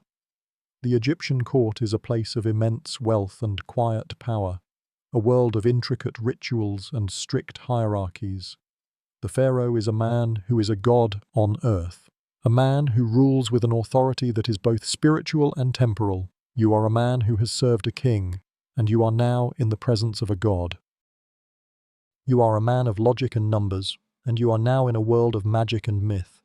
A mainstream historical fact is that the Assyrians and the Egyptians had a complex and often contradictory relationship. They were rivals for power and influence in the Near East. but they were also important trading partners. Their relationship was one of both conflict and cooperation, a delicate balance that was always on the brink of collapse. You are a part of this delicate dance, a man who is trying to secure a trade treaty in a world of political intrigue and ancient rivalries. A quirky tidbit is that the Egyptians, in their vast, sprawling bureaucracy, would sometimes use trained monkeys to collect dates from the tops of the date palm trees. It's a bizarre and fascinating sight, a strange blend of the practical and the exotic that is a hallmark of this strange and beautiful civilization. You find yourself captivated by this quiet, almost whimsical part of a world that is so different from your own. Historians still argue whether the relationship between the Assyrians and the Egyptians was a true rivalry, or simply a series of isolated conflicts that were blown out of proportion. You see the truth firsthand. You see the cool, guarded smiles of the Egyptian officials. You see the quiet, watchful eyes of their guards. You are a man who has learned to read the unspoken language of power, and you know that a trade treaty is just a temporary truce in a long, unending war. You are a eunuch, a diplomat, and you are on your way back home. Your mind filled with the images of a world that is a complete contrast to your own. The diplomatic mission to Egypt is a success, and you return to the palace with a trade treaty in hand, a testament to your quiet skill and your unwavering loyalty to the king. But it is not the pyramids or the Nile that linger in your mind. It is a man you met in the court of the pharaoh, a traveling Greek philosopher. He was a man with a wild beard and a restless mind, a man who seemed out of place in the rigid, ritual-bound world of the Egyptian court. You spoke to him in a smattering of different languages, and you found yourself captivated by his ideas that were so different from your own. He spoke of a world that was governed not by gods and spirits, but by logic and reason. He spoke of democracy, a world where men could rule themselves, where a man's worth was not determined by his bloodline but by his intellect. He spoke of science, of a world that could be understood through observation and experiment. He spoke of a world that was free from the fear and paranoia that had defined your own life. It was a dizzying, intoxicating conversation, and you found yourself questioning everything you had ever known. You spoke to him of your own life, of your journey from a simple boy to a powerful eunuch. He listened with a quiet, thoughtful expression on his face, and he told you that your life was a testament to the power of the human spirit, a story of a man who had transcended his circumstances to become a master of his own destiny. It was a strange and unsettling thing to hear. You, a man who had spent his life in quiet servitude, were being called a hero, a master of your own destiny. You are a man who has learned to read the unspoken language of power, and you know that he speaks the truth. A mainstream historical fact is that the ancient Greeks, with their emphasis on logic and reason, had a profound influence on the ancient world. Their ideas on philosophy, science, and democracy spread throughout the Near East and the Mediterranean, and they were a major force in the intellectual and cultural life of the time. The ideas of the Greeks were a stark contrast to the rigid, hierarchical societies of the Assyrians and the Egyptians. A quirky tidbit is that the Greek philosopher was fascinated by your status as a eunuch, and he asked you a series of questions about your life, your work, and your beliefs. He saw you not as a broken man, but as a fascinating social experiment, a living testament to the strange and contradictory nature of power and of human nature. You, a man who has spent his life in quiet servitude, were being treated like a subject of a philosophical inquiry, a strange and humbling experience. Historians still argue whether the ideas of the Greeks were a positive force for human progress or a dangerous challenge to the established order. You don't know the answer.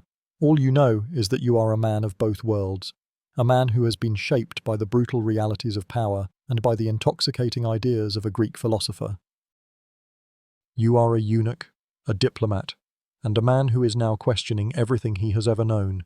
You are a silent, invisible force, and you are on your way back home.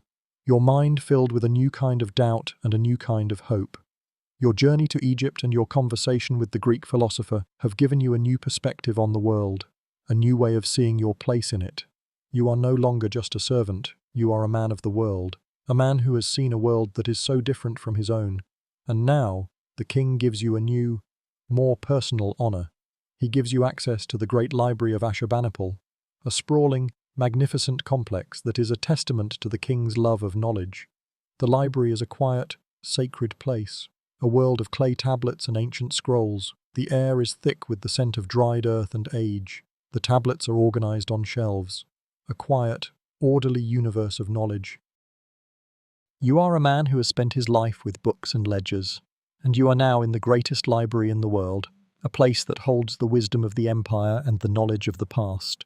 You are a man who has always been a student, and you are now in the ultimate school. The library is not just a place of knowledge, it is a place of power.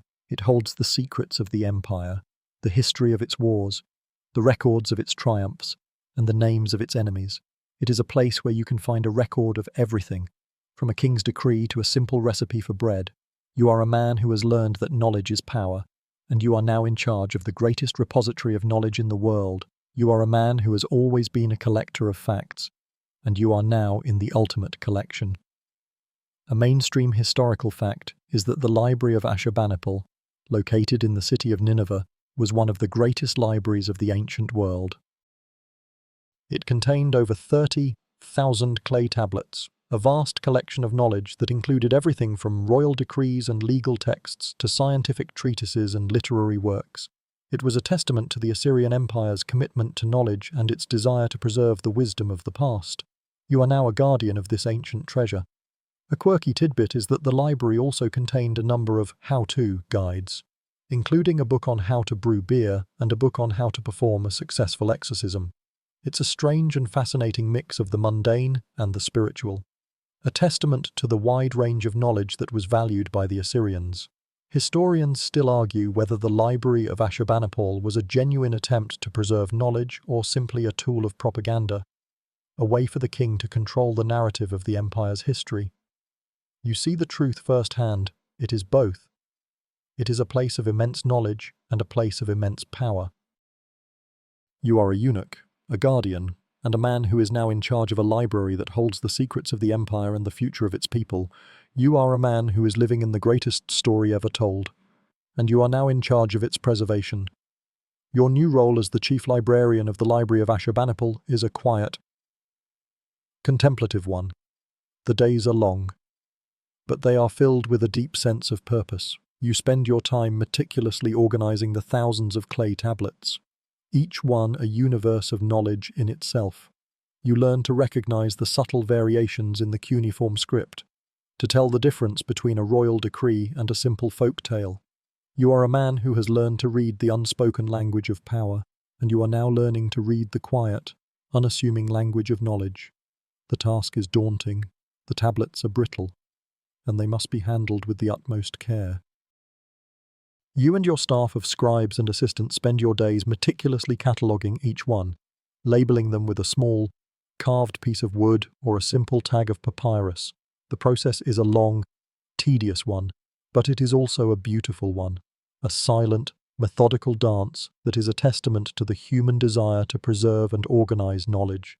You are a man who has always valued order and logic, and you are now in charge of creating a system that is a monument to that very order. A mainstream historical fact is that the Assyrians were masters of librarianship, and their system of organizing and cataloging texts was one of the most advanced in the ancient world.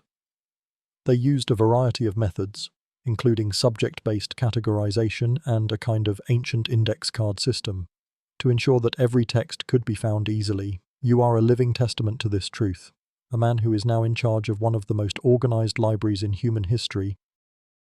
A quirky tidbit is that the Assyrians would sometimes include a curse on a tablet, a kind of ancient copy protection that was meant to prevent anyone from stealing or defacing the text. The curse would be directed at anyone who dared to damage the tablet or to remove it from the library. It's a fascinating blend of paranoia and love of knowledge, a reflection of the Assyrian Empire's deep-seated belief in the power of the written word. Historians still argue whether the Assyrian librarians were simply caretakers of knowledge or whether they were also its gatekeepers, men who decided what was important and what was not. You see the truth firsthand. You are a man who is in charge of a library that holds the secrets of the empire, and you are also the man who decides who gets to read those secrets. You are a eunuch, a librarian, and a man who is now in charge of both the king's secrets and the future of the empire. You are a man who is living in the greatest story ever told, and you are now in charge of its preservation. Your life in the quiet solitude of the library is interrupted by a new crisis, one that is far more dangerous than any political intrigue or military conflict. The rains have failed, the crops have withered in the fields, the silos are empty. The empire, a machine that was once a testament to power, is now teetering on the brink of collapse. You, a man who has spent his life with numbers and ledgers, are now in charge of managing the crisis. You are to oversee the distribution of the empire's meager food supplies, a task that is both a great honor and a great burden. You spend your days with the farmers and the merchants, a world of dirt and dust and quiet desperation. You hear their stories, the stories of their failing crops, the stories of their hungry children. You are a man who has spent his life with the rich and the powerful, and you are now in the world of the poor and the forgotten. You are a man of logic and reason, and you are now in a world of suffering and hunger. You are a eunuch, a caretaker, and a man who is now in charge of a crisis that is far bigger than any king or any empire. You use your skills as an accountant and a logistician to manage the crisis. You create a system of rationing, a quiet, methodical distribution of food that is meant to ensure that every person in the empire gets at least a small portion of what they need to survive. You are a man who has learned to appreciate the value of a single grain of wheat, and you are now in charge of a system that is a testament to that very value. You are a man who is using your mind to save a nation. A mainstream historical fact is that ancient empires, with their reliance on agriculture, were highly vulnerable to droughts and famines. The Assyrians, with their vast, sprawling empire, were particularly vulnerable. A famine in one part of the empire could quickly spread to the rest, creating a crisis of immense scale. You are a man who is quietly, methodically, and brilliantly managing a crisis that could bring the empire to its knees. A quirky tidbit is that the Assyrians would sometimes try to appease the gods by performing a series of rituals and sacrifices, hoping that the gods would take pity on them and bring the rains back. It's a strange and fascinating blend of the practical and the spiritual, a reflection of a world that was governed by both reason and superstition. You are a man of logic, and you are now in a world of magic. Historians still argue whether the Assyrian Empire's reliance on tribute and plunder as its primary source of income was a sustainable model. Did it create a system that was so fragile that a single drought could bring it down? You see the truth firsthand. You see the empire, a machine that was once a testament to power, now teetering on the brink of collapse. You are a eunuch, a caretaker, and a man who is using your quiet competence to save a nation. The famine, while a grave crisis, is a test of the empire's resilience, and your management of it is a testament to your quiet competence. But a new threat, one of a more human nature, is now rising on the horizon. A rebellious governor in a distant province has refused to pay tribute and has declared himself independent from the king. The king, a man who is both ruthless and paranoid, wants to send his army to crush the rebellion. But you, a man who has seen the quiet suffering of the people, have a different idea. You ask for a chance to negotiate. The king, surprisingly, agrees. He trusts you more than he trusts his own generals, and he sees the wisdom in your words. He gives you a small retinue of guards and a small army of scribes, and he sends you to the rebellious province, not as a general, but as a diplomat. You are to negotiate a peaceful resolution, a solution that will bring the province back into the fold without the need for a bloody and costly war. You are a man who has learned that a single word can be more powerful than 1,000 swords. The journey is long and arduous, a trek through a land that is both beautiful and dangerous. You arrive at the rebellious province, a land of rugged mountains and fierce, independent people. You are greeted not with open arms, but with a cold, guarded politeness. The governor, a man with a fierce beard and a restless spirit, is a man who is not used to negotiating with eunuchs. He is a man of war, a man of pride, and he sees you as a weak, insignificant servant. You, however, see him as a man of limited options, a man who is teetering on the brink of a conflict he cannot win. You sit with him for days, listening to his grievances, his frustrations, and his quiet fears. You do not argue with him. You do not threaten him. You simply listen. And then you speak. You speak of the king's generosity, of the empire's vast resources, and of the peaceful, prosperous future that awaits his province if he simply agrees to return to the fold. You offer him a series of concessions, a reduction in his tribute, a trade agreement that will bring wealth to his people, and a promise of a future filled with peace and prosperity. You are a man of logic and reason, and you are using those skills to disarm a man of pride and passion. A mainstream historical fact is that ancient empires, with their vast, sprawling territories, were often faced with rebellions and local uprisings. The Assyrians, in their long history, were masters of both brutal conquest and cunning diplomacy. They knew that a peaceful resolution, while not as glorious as a military victory, was often more efficient and more cost-effective. You are a living testament to this truth, a man who is using his mind to win a war without a single drop of blood.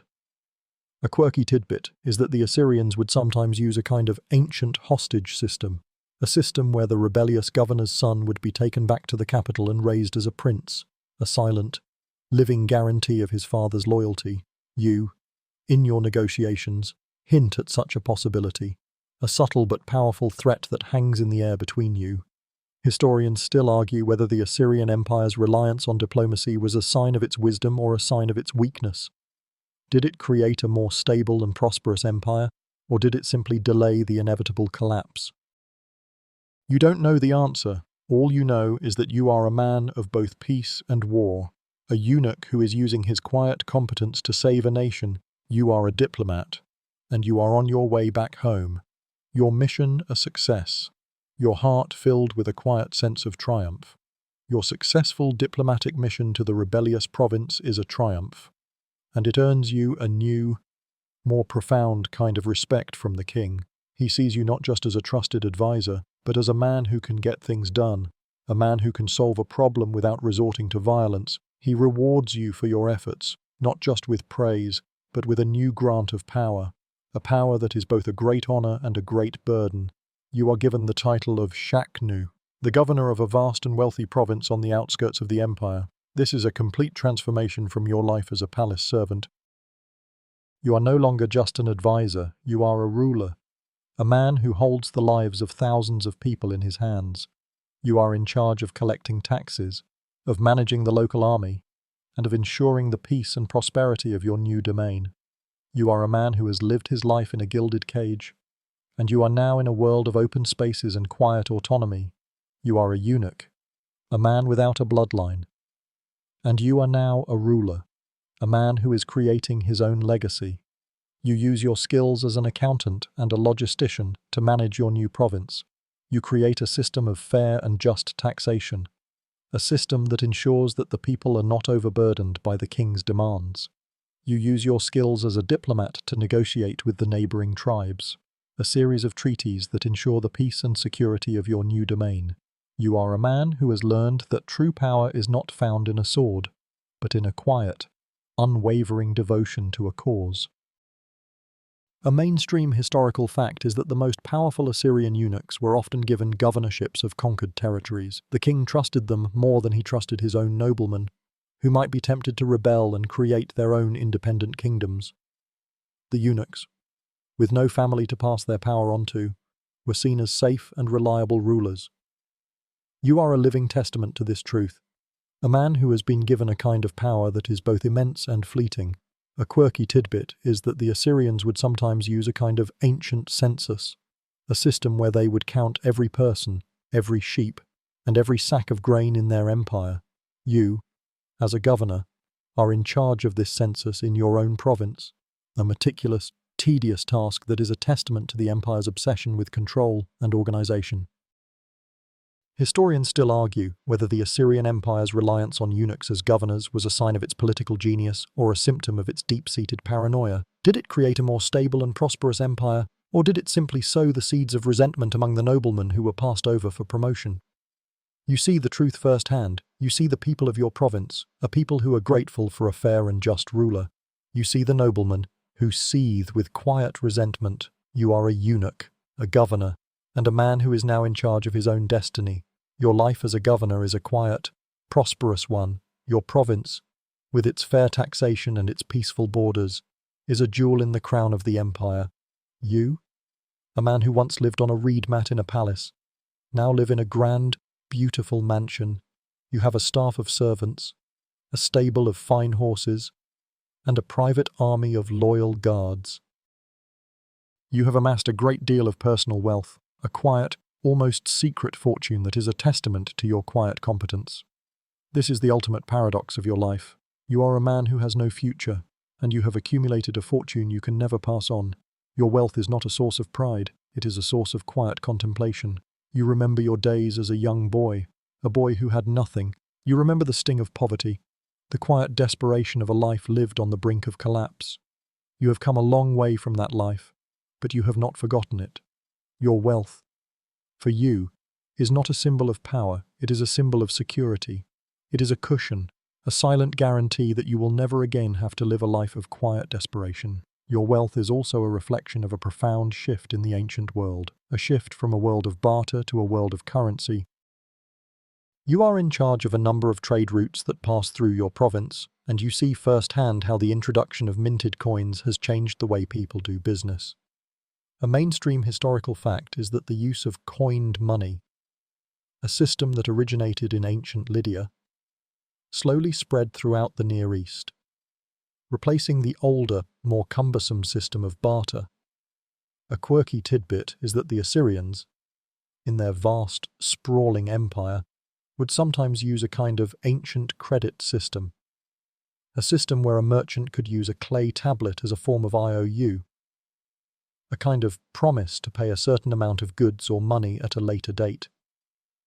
You are a man who is in charge of this system in your own province, a quiet, almost invisible part of a new, more modern world. Historians still argue whether the shift from barter to currency was a positive force for human progress or a dangerous development that created a new kind of inequality. You see the truth firsthand, you see the merchants, a class of people who are growing wealthy beyond their wildest dreams. You also see the farmers, a class of people who are now in debt to the merchants, a new, more subtle kind of servitude. You are a eunuch, a governor, and a man who is living in a world that is changing, a world that is becoming more complex, more modern, and more dangerous. The years pass in a quiet rhythm of administration and prosperity. Your province thrives under your rule, and the king, a man who is now also growing old, is pleased with your success. But time, that most relentless of masters, begins to take its toll on you.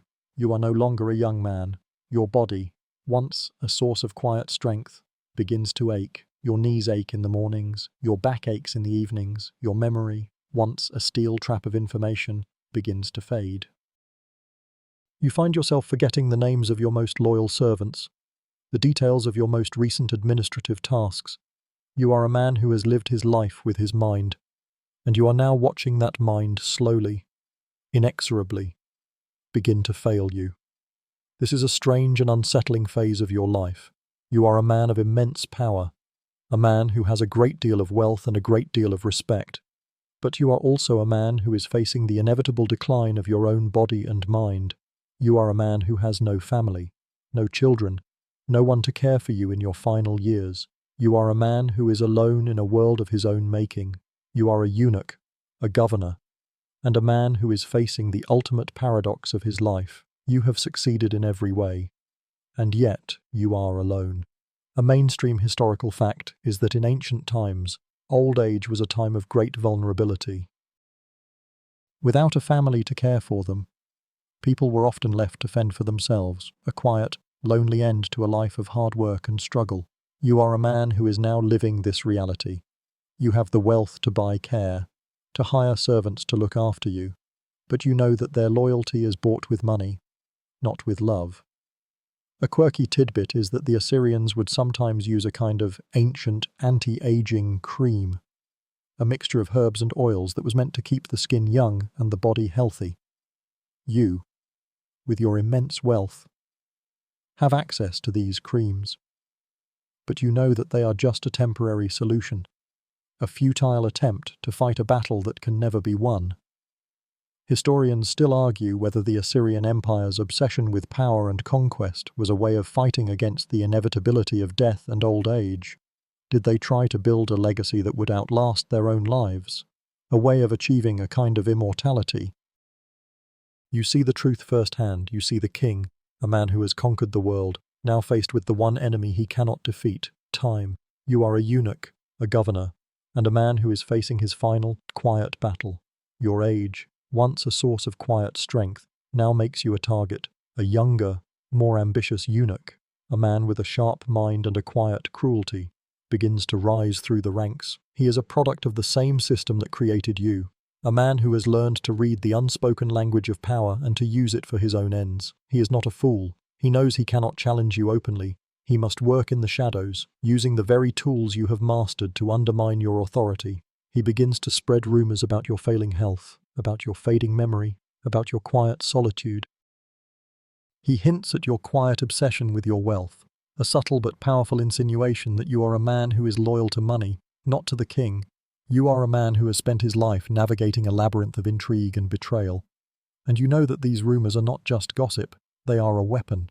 They are meant to poison the king's mind, to sow a seed of doubt that will eventually grow into a tree of suspicion. You are a man who has always been one step ahead of your enemies, but this time you are facing a new kind of threat, a man who is a reflection of your own past, a man who is younger, faster, and hungrier than you. He has a powerful ally, a general who resents your promotion to a military command and your quiet competence in a world that is not your own. The general, a man of pride and arrogance, is a man who is not used to taking orders from a eunuch. He and the young eunuch form a quiet, unspoken alliance, a pact that is meant to bring you down and to elevate them to a new position of power.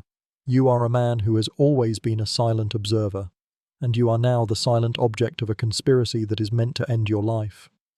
A mainstream historical fact is that the ancient Assyrian court was a place of constant intrigue and betrayal. A man's power was a fragile thing, and it could be taken from him in an instant, often by those closest to him.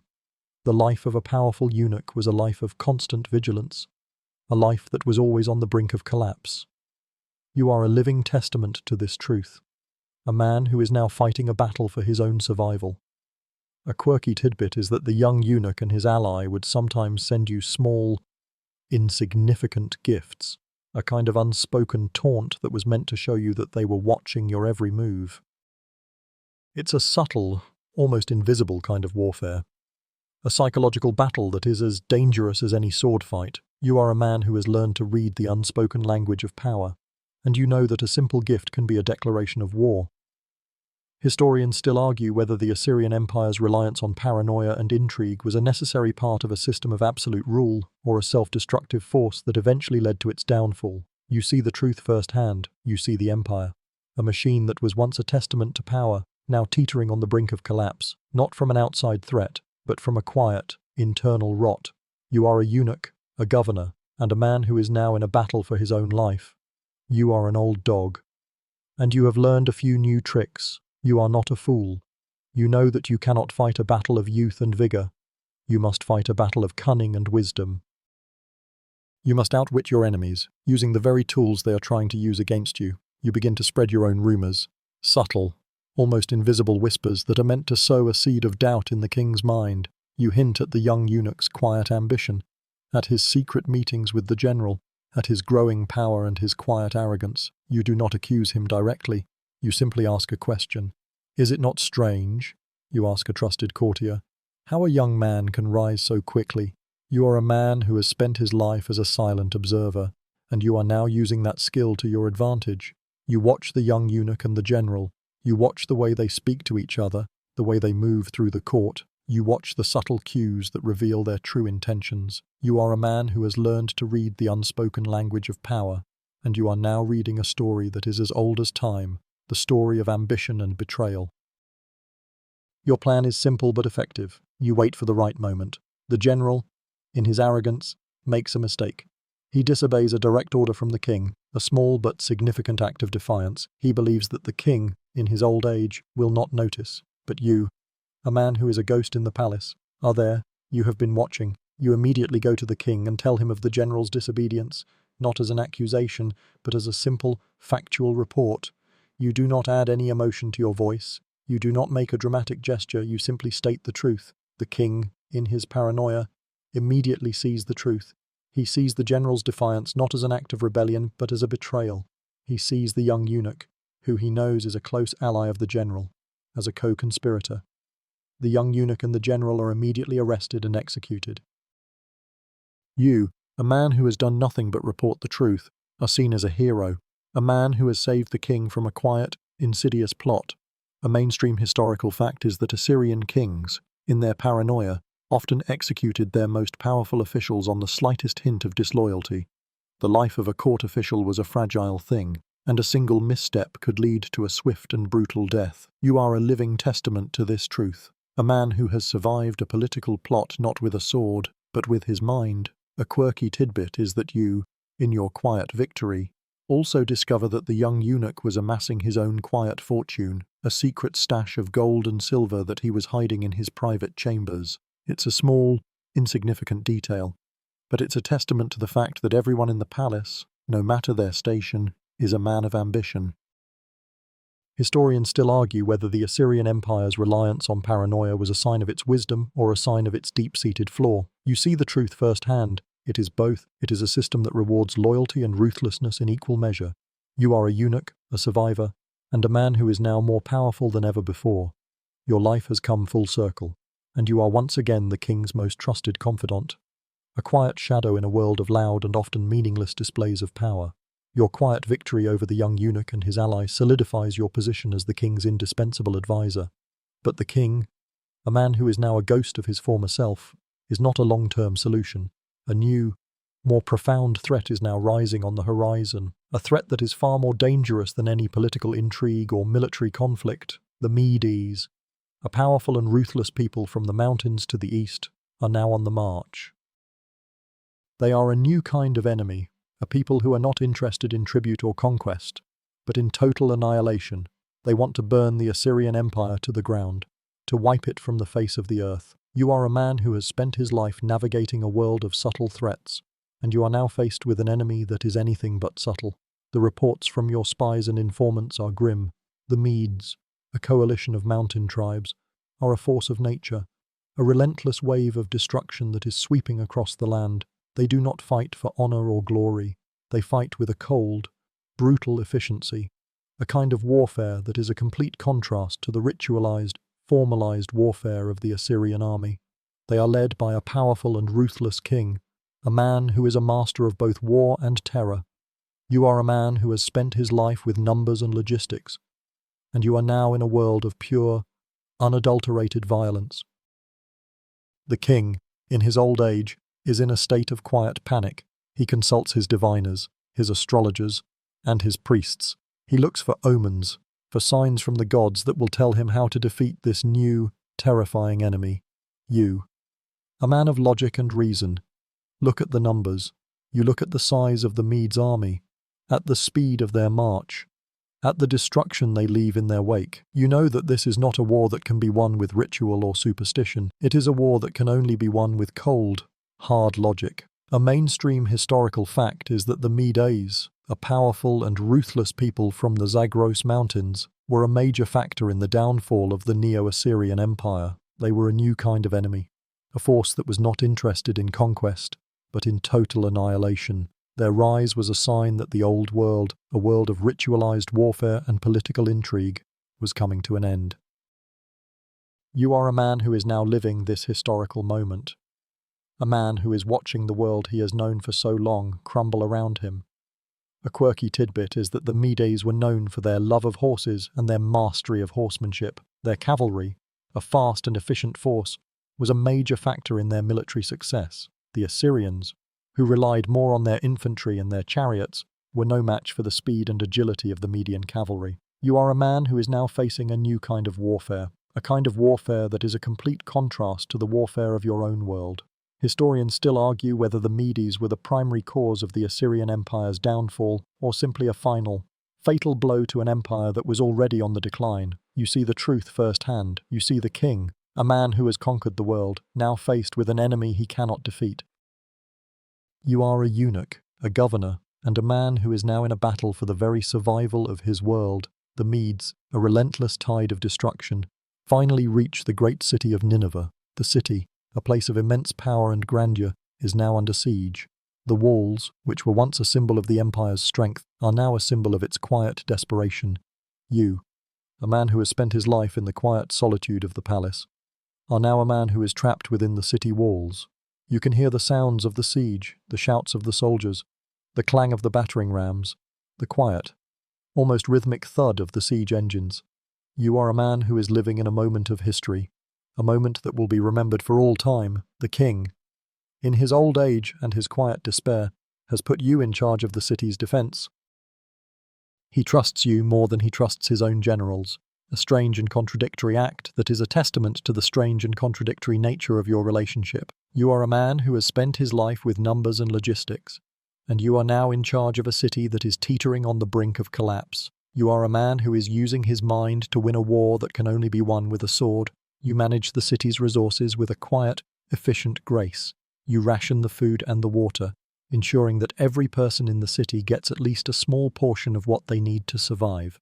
You oversee the repair of the city's walls, a constant, ongoing battle against the Medes' relentless assault. You are a man who has always been a builder, and you are now in charge of a project that is a monument to a lost cause. You are a eunuch, a commander, and a man who is fighting a battle that he knows he cannot win. A mainstream historical fact is that the siege of Nineveh, a long and brutal affair, was a turning point in the history of the ancient world. The city, which was once a symbol of the empire's power, was now a symbol of its weakness. The siege was a long, slow process of attrition, a battle that was won not with a single, dramatic charge, but with a quiet, unrelenting pressure. You are a man who is now living this historical moment, a man who is watching his world burn around him. A quirky tidbit is that the Assyrians, in their desperation, would sometimes use a kind of ancient psychological warfare to demoralize their enemies. They would send out a few archers to shout insults and threats at the Medes, a futile but strangely human attempt to fight a battle that was already lost. You are a man who is in charge of this quiet, almost absurd part of the war. Historians still argue whether the fall of Nineveh was the result of a military defeat or a social collapse. Did the city fall because of the Medes' superior military force, or did it fall because of its own internal weaknesses? You see the truth firsthand. It is both. It is a city that is being destroyed by an outside force, and a city that is rotting from the inside. You are a eunuch, a defender, and a man who is now fighting a battle that he knows he cannot win. The siege of Nineveh is a masterclass in human suffering and military brutality. You, a man who has spent his life with books and ledgers, are now in a world of blood and death. You see the city's defenses, a series of walls and towers, being methodically, relentlessly pounded by the Medes' siege engines. You see the soldiers, tired and hungry, fighting with a quiet, desperate courage. You are a man who has always been a silent observer, and you are now in the center of a storm of violence and despair. The Medes are masters of siege warfare. They use a variety of primitive but effective machines, from the battering ram, a massive log that is used to smash the city's gates, to the siege tower, a tall, mobile tower that allows them to climb over the city's walls. They are a force of nature, a relentless wave of destruction that is slowly, inexorably, grinding the city to dust. You are a man who is using his mind to fight a battle that can only be won with a sword. You, as the city's defender, use a variety of defensive tactics. You pour hot oil and boiling water on the Medes as they approach the walls. You send out small, mobile groups of archers to harass them. You are a man who has learned that a single arrow can be more powerful than 1,000 words, and you are using that knowledge to your advantage. But you know that these tactics are just a temporary solution, a small, futile attempt to fight a battle that is already lost. A mainstream historical fact is that the Assyrians were masters of both offense and defense in siege warfare. They built some of the most formidable fortifications in the ancient world, and they were experts at both attacking and defending a city. But the Medes were a new kind of enemy, a people who were not interested in the rules of warfare. They were a force of nature, and they were unstoppable. You are a man who is now facing an enemy he cannot defeat. A quirky tidbit is that the Medes, in their desperation to breach the city's walls, would sometimes use a kind of ancient tunneling. They would dig a series of underground tunnels, a quiet, almost invisible way to bypass the city's defenses. You, as the city's defender, are in charge of a number of countermeasures, a series of counter-tunnels that are meant to stop the Medes' advance. It's a quiet, almost invisible battle that is being fought beneath the ground, a testament to the deep-seated paranoia of this ancient empire. Historians still argue whether the Assyrian Empire's reliance on paranoia and intrigue was a necessary part of a system of absolute rule or a self-destructive force that eventually led to its downfall. You see the truth firsthand. You see the city, a place of immense power and grandeur, now teetering on the brink of collapse, not from an outside threat, but from a quiet, internal rot. You are a eunuch, a defender, and a man who is now in a battle for his own life. The siege of Nineveh is a long, brutal affair, but it is a battle that is already lost. The city, a place of immense power and grandeur, is now a city of quiet despair. The walls are crumbling, the food is running out, the people are hungry, tired, and afraid. You, a man who has spent his life as a silent observer, are now a man who is watching his world burn around him. You are a man who has always been a builder, and you are now in charge of a city that is being systematically, relentlessly, and brutally torn down. The final assault is a chaotic, brutal affair. The Medes, in their relentless fury, finally breach the city's walls. The city, a place of quiet, orderly life, is now a scene of chaos and destruction. The streets, once filled with merchants and shoppers, are now filled with soldiers and fire. The screams of the people, the clang of the swords, and the quiet roar of the fire are a symphony of pure, unadulterated chaos. You are a man who is living in a moment of history, a moment that will be remembered for all time. You, a man who has always been a silent observer, are now a man who is fighting for his own life. You take up a sword, a heavy bronze thing that feels alien in your hand, and you fight with a quiet, desperate courage. You are a man who has always been a survivor, and you are now in a battle for your own survival. You are a eunuch, a commander, and a man who is fighting a battle that he knows he cannot win. A mainstream historical fact is that the fall of Nineveh was one of the most brutal and bloody events in the history of the ancient world. The Medes, in their fury, sacked the city. A brutal and systematic act of destruction that was meant to wipe the Assyrian Empire from the face of the earth. The city, which was once a symbol of the empire's power, was now a symbol of its defeat. You are a man who is living this historical moment, a man who is watching his world burn around him. A quirky tidbit is that the Assyrian king, a man who had spent his life in a world of quiet luxury, was a man who died a warrior's death. He fought with a quiet, desperate courage, and he died with a sword in his hand. A strange and contradictory end to a life that was filled with both immense power and immense paranoia. You are a man who is now witnessing a quiet, brutal, and very human end to a life of a great king. Historians still argue whether the fall of Nineveh was the result of a military defeat or a social collapse. Did the city fall because of the Medes' superior military force? Or did it fall because of its own internal weaknesses? You see the truth firsthand. It is both. It is a city that is being destroyed by an outside force and a city that is rotting from the inside. You are a eunuch, a survivor, and a man who is now in a battle for his own life. The fall of Nineveh is a scene of utter chaos and destruction. The city, a place of quiet, orderly life, is now a scene of fire, blood, and screaming. The Medes are everywhere. A relentless tide of destruction that is tearing the city apart. You, a man who has always been a survivor, are now in a battle for your own life. But you are not alone. You have a final, a most important task. You are to save the king's family. You, with a small group of your most loyal guards, fight your way through the burning streets toward the royal harem. The air is thick with smoke and the screams of the dying. You are a man who has always been a silent observer, and you are now in the center of a storm of violence and despair.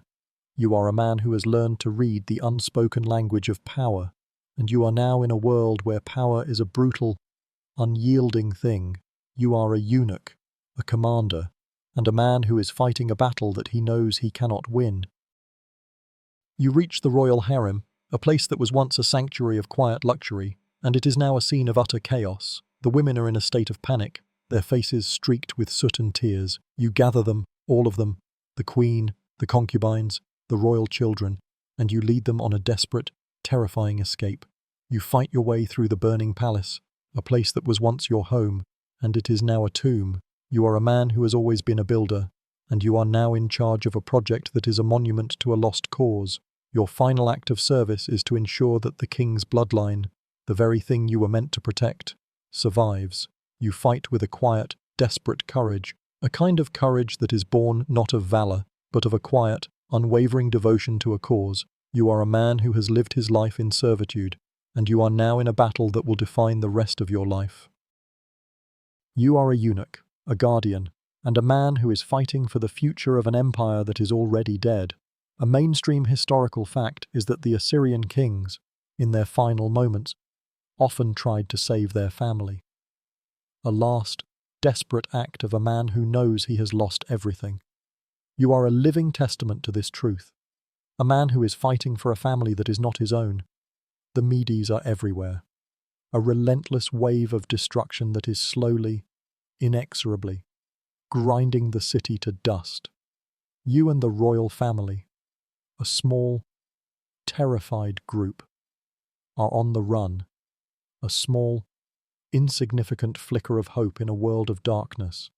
A quirky tidbit is that the Assyrian king's personal guards, the Kurabuti, were so loyal that they would fight to the last man to protect the king and his family. You, as their commander, are a living testament to this truth. Your men, who were once skeptical of you, now fight with a quiet, unwavering loyalty, a kind of loyalty that is born not of a title, but of a shared experience of quiet suffering and unwavering devotion. Historians still argue whether the Assyrian Empire's downfall was a sign of its weakness or a final, heroic stand against an enemy that was unstoppable. You see the truth firsthand. It is both. It is a world that is being destroyed by an outside force, and a world that is fighting with a quiet, desperate courage.